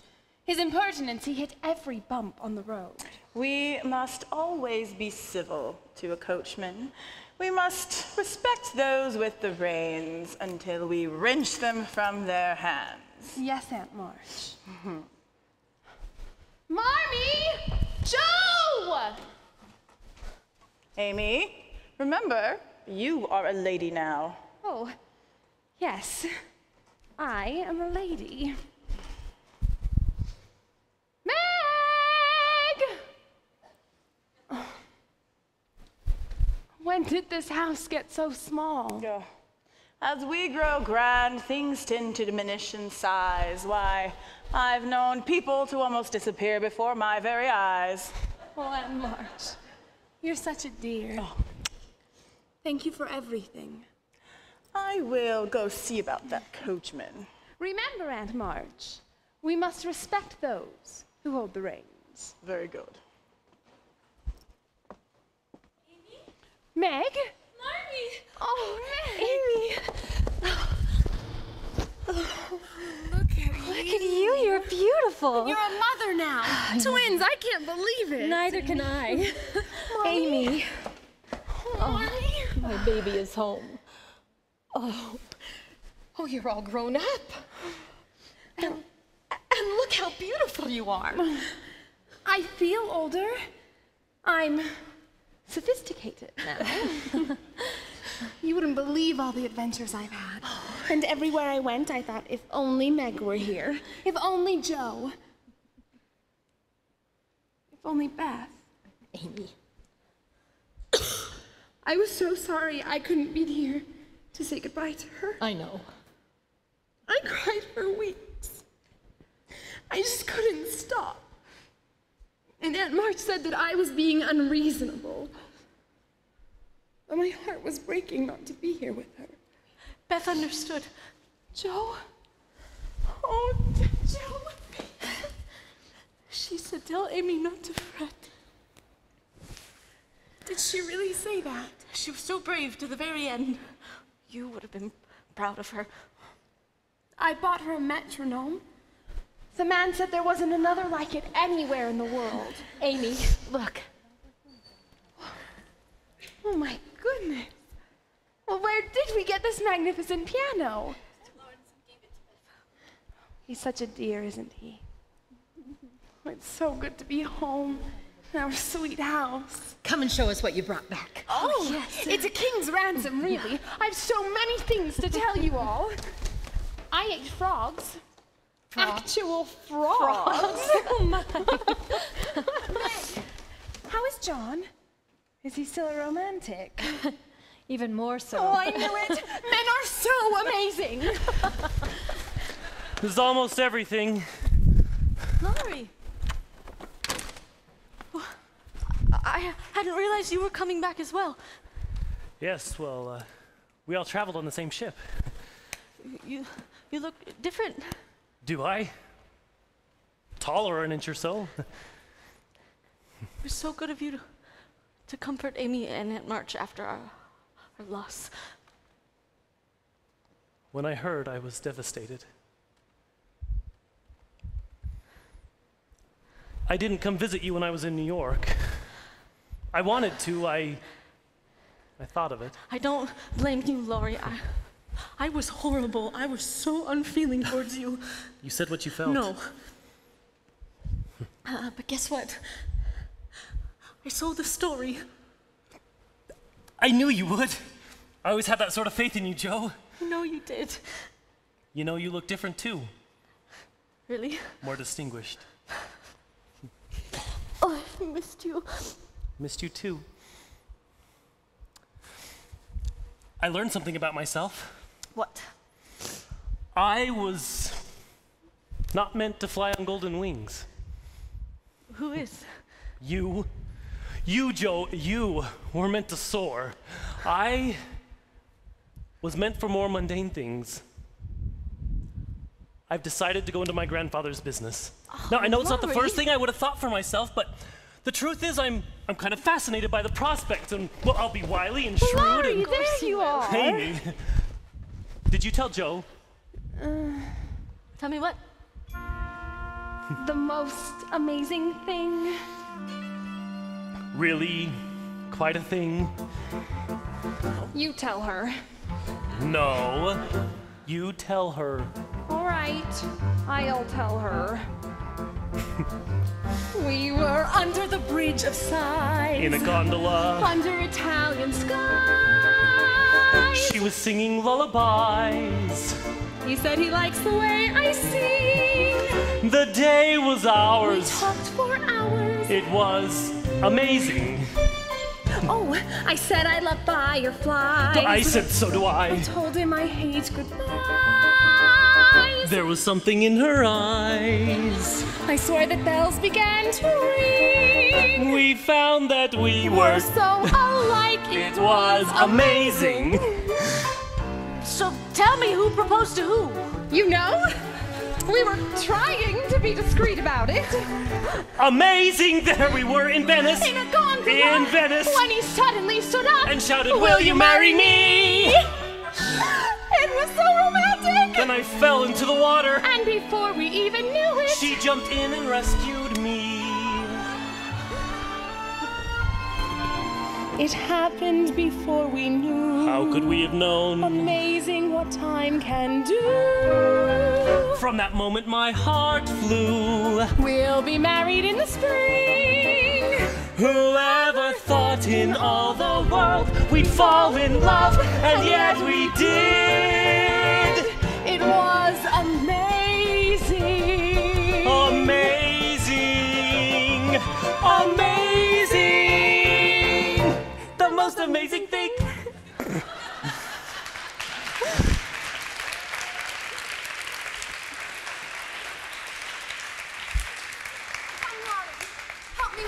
My things. Oh, she bought half of Europe. And I will get the other half on our next trip. Oh, and later, Aunt March wants to talk to us about wedding etiquette. Laurie, welcome to our family. Thank you.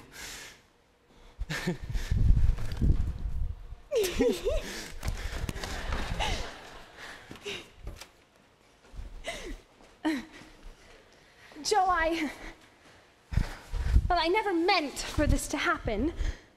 I'd always thought of Laurie as, well, yours. Oh, he was never mine, Amy. He was one of us. Joe, I brought this for you. It's a book of all my drawings.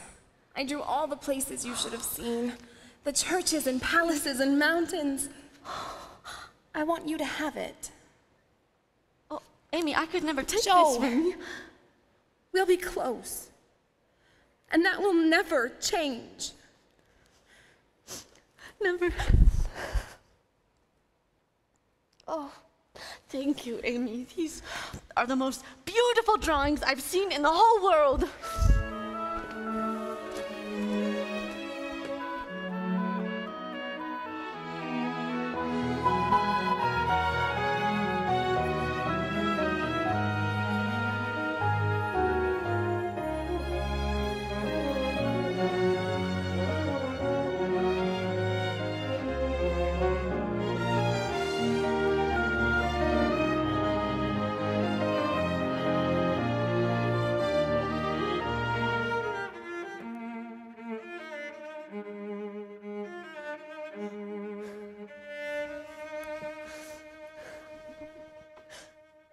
You haven't been up here for quite a while.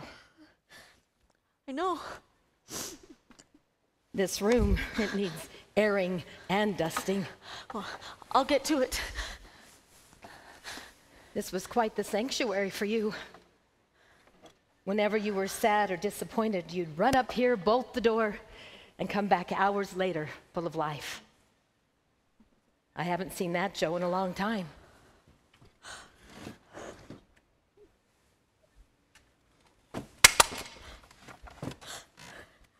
I can't write. I can't do anything. Really, you were right. In the past, I could always come up with something. I was so good at that. Beth would always say, Joe can make the clouds disappear. Joe. I want my Beth back. I never should have gone to New York. I never should have broken my promise. Joe, stop it. If I had left, everything would be different. Stop it. You couldn't have changed what happened. No one did more for Beth than you did. How do you manage? How do you go day in and day out as if nothing has changed? That's how you think I go on? What? I mean, you're wise and you're strong. Show me how to be more like you. Teach me your strength. Don't make so much of me, Joe. I never dreamed of this sorrow. I never thought I'd have reason to lament. I'd hoped I'd never know heartbreak. How I wish I could change the way things went. I wanted nothing but goodness. I wanted reason to prevail, not this bare emptiness. I wanted days of plenty, but I refuse to feel tragic. I am aching for more than pain and grief. There has got to be meaning. Most of all, when a life has been so brief, I have got to learn something. How can I give her any less? I want life to go on. I want days of plenty. You have to believe there's reason for all. You have to believe the answers will come. You can't let this defeat you. I won't let this defeat you. You must fight to keep her there within you. So believe that she mattered, and believe that she always will. She will always be with you. She'll be part of the days you've yet to feel. She will live in your bounty. She will live as you carry on your life.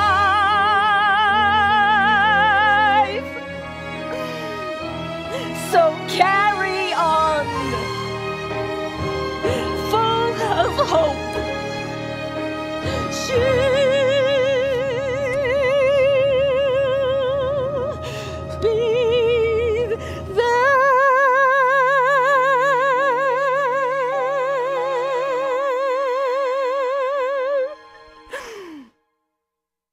For all your days of plenty.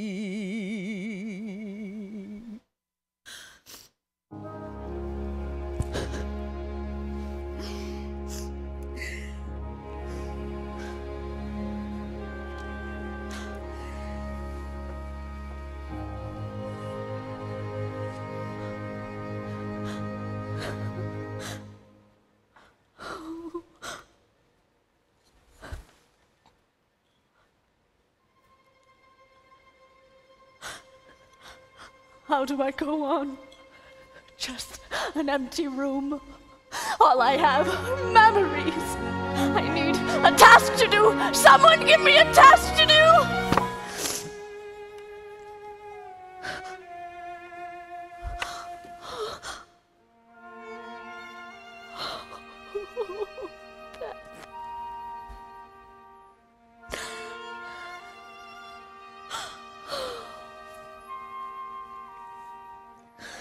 I thought that somehow we would always have forever. I thought the promises we made would have a different end. I thought the love we shared would keep us as we were. It was the fire within me. We dreamed and plotted with abandon in this attic. When we were gathered here, this room became our citadel. We were amazing then, my sisters and I. They were the fire within me. In this room I knew we were alive. Nothing was too painful to survive. We faced the world together, the four of us forever, side by side. Everything I promised was for them. I was theirs, no matter where or when. How could that be lost forever? How would I give everything with all my heart?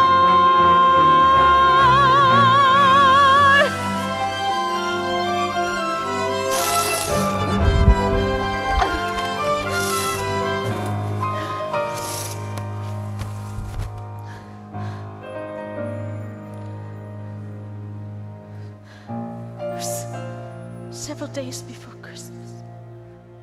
It was several days before Christmas.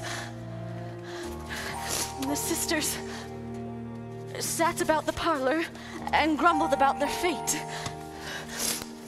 Meg, the oldest and most romantic, said, "It isn't fair that some girls have pretty things while we have nothing.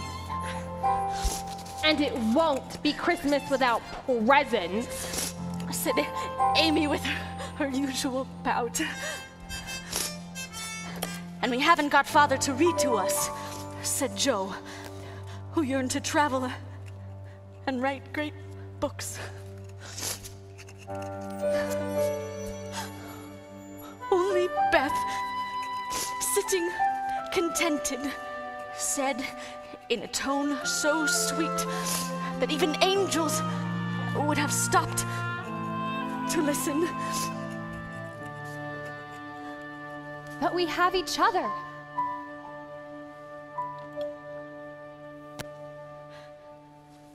"Everything I promised them is here.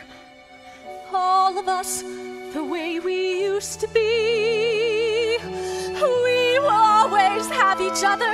They will always be the fire in my heart. Here I go. There's no turning back. My great adventure has begun. I may be small, but I've got giant plans to shine as brightly as the sun. Here in all the smallest details of the past, here in this attic, suddenly life is something vast. The four of us, forever here at last. As unexpected as can be. Astonishing.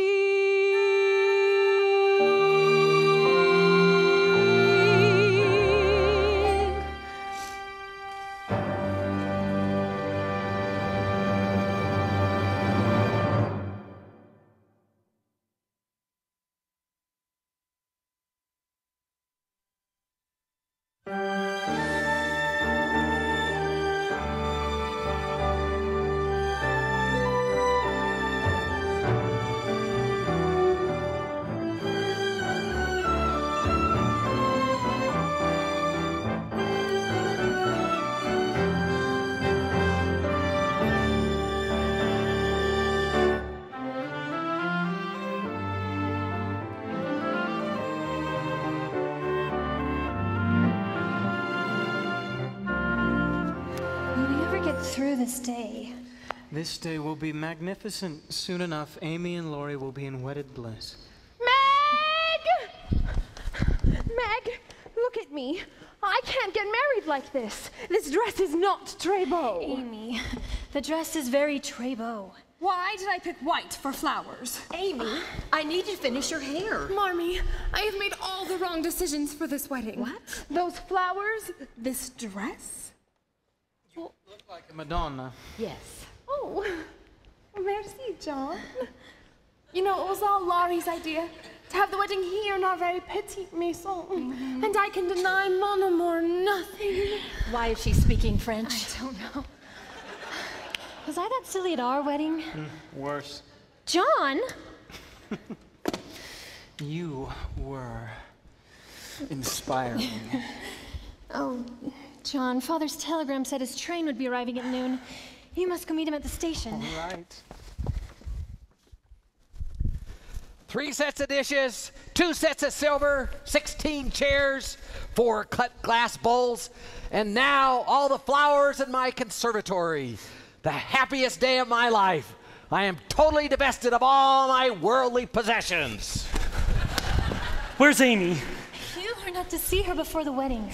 Come on, Laurie, we need to have a man-to-man talk before you get married. Grandpa. I'm off to the train station. Josephine. I'll go find her. And please tell Amy I need to speak with her about wedding line etiquette. We have the cream of Concord society arriving at any moment. You wanted to speak with me? I suppose you know this could have been your day. You think I made a ghastly mistake? No, I do not. Amy and Laurie are ideally suited for one another. I have been going over my will. Aunt March, Meg will get most of the money. Amy is making her way into society and doesn't need any of it. And as for you... I don't want anything. You don't want anything, and yet you want everything. Josephine, every woman needs something to fall back on when times are bleak. I have decided to leave you my house. Your house? Do something useful with it. Make it a school or a library or something. Aunt March, that is so generous. Thank you. You know, not sure how I feel about this dress. Well, this is one of your old ones. Ah, it looked better on me. Joe, there's a strange man at the front gate asking for you.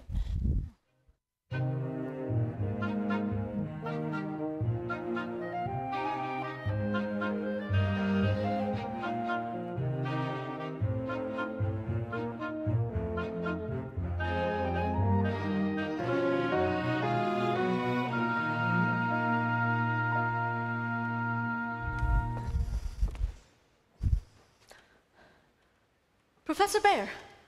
Oh, hello. Hello. This is a surprise. Why, yes, you said if I should ever come north, I should come visit you. Yes, but... You didn't think I would do it, did no. you? Well, I did it. I'm here. Should I go? Oh, no. I'm not intruding. No, you're not intruding. Come, I'll introduce you to my family. Oh, no. Not yet.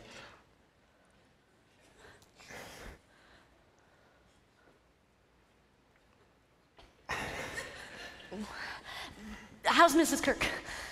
Oh, as impossible as ever. And the boarders? As strange as ever. And you?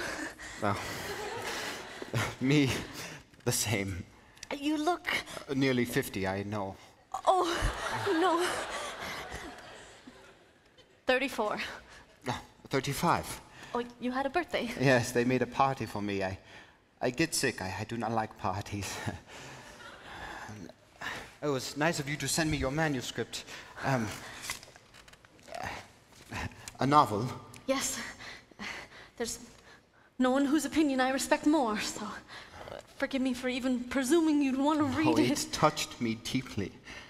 I heard your voice and I felt your spirit on every page. It was magnificent. Joe? Thank you. Amy is driving me insane. Now she wants to change her veil. This is, excuse me, Professor Bear. This is Meg, my sister. Yes, I remember you from your sister's book. So you're the one she lets read it. I will be right there.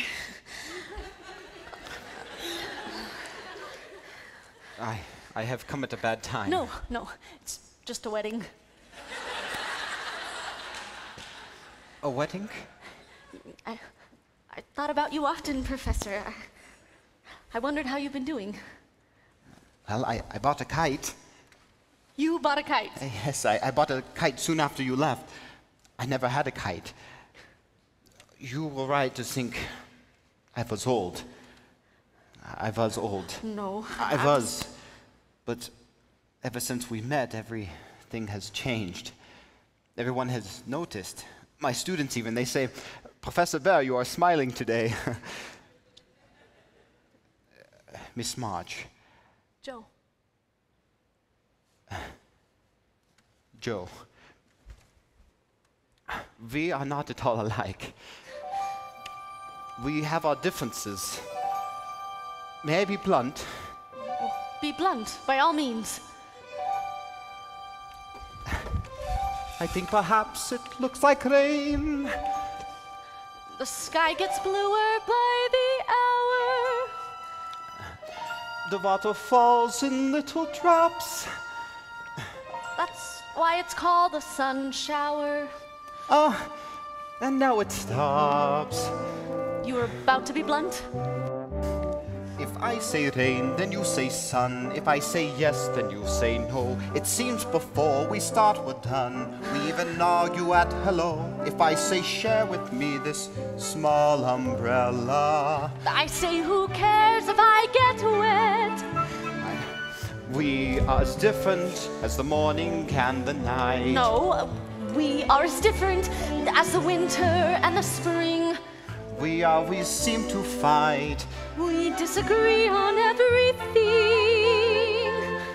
And yet, you make me smile, you make me laugh, you make me care. How can I explain inside my heart I feel a pain when you're not there? Though we are not at all alike, you make me feel alive. If we had that in common, that one small thing in common, love could be like a small umbrella in the rain. Josephine! Christopher Columbus. The guests are arriving soon, and I want the family. Who is this man? This is my Aunt March. This is Professor Bear. Call me Friedrich. Friedrich?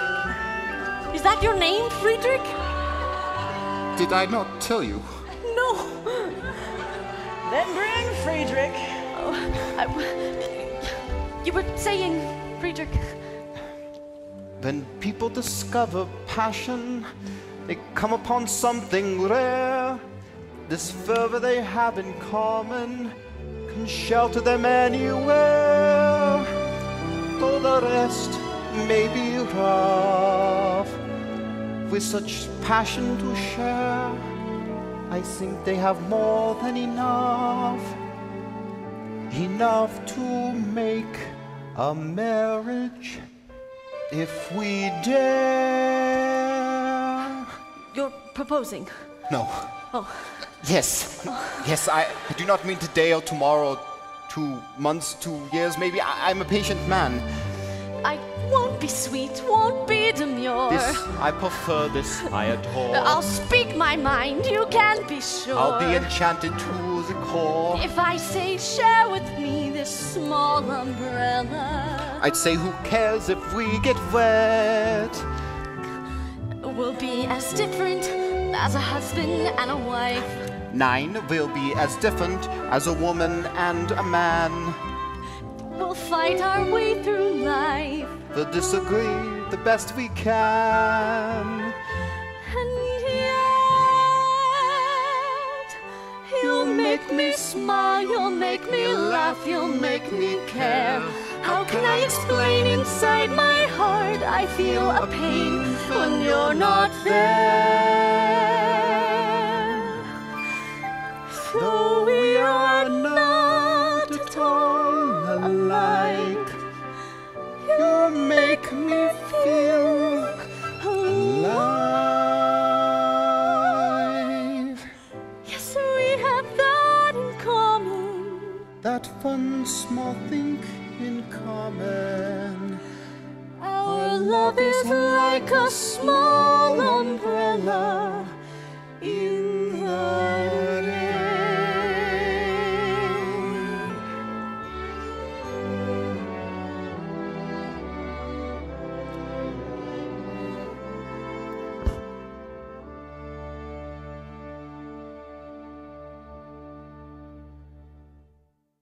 Who's for you?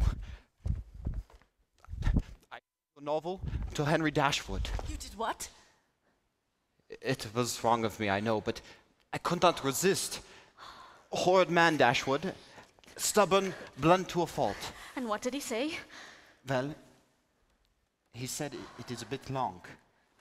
And he said he misses the blood and guts. But he likes the four sisters, particularly the outspoken one. He wants to publish it. He said that? Well, if it's all right with you. Yes! Joe, Joe, Marmee, we need you inside. Marmee, I would like to introduce to you a very good friend of mine. Hello. This is Professor Friedrich Baer. He's come to stay with us. We're going to start a school together. Oh. A school? Well, not tomorrow or next week, but someday. Welcome, Professor. Come and meet the family.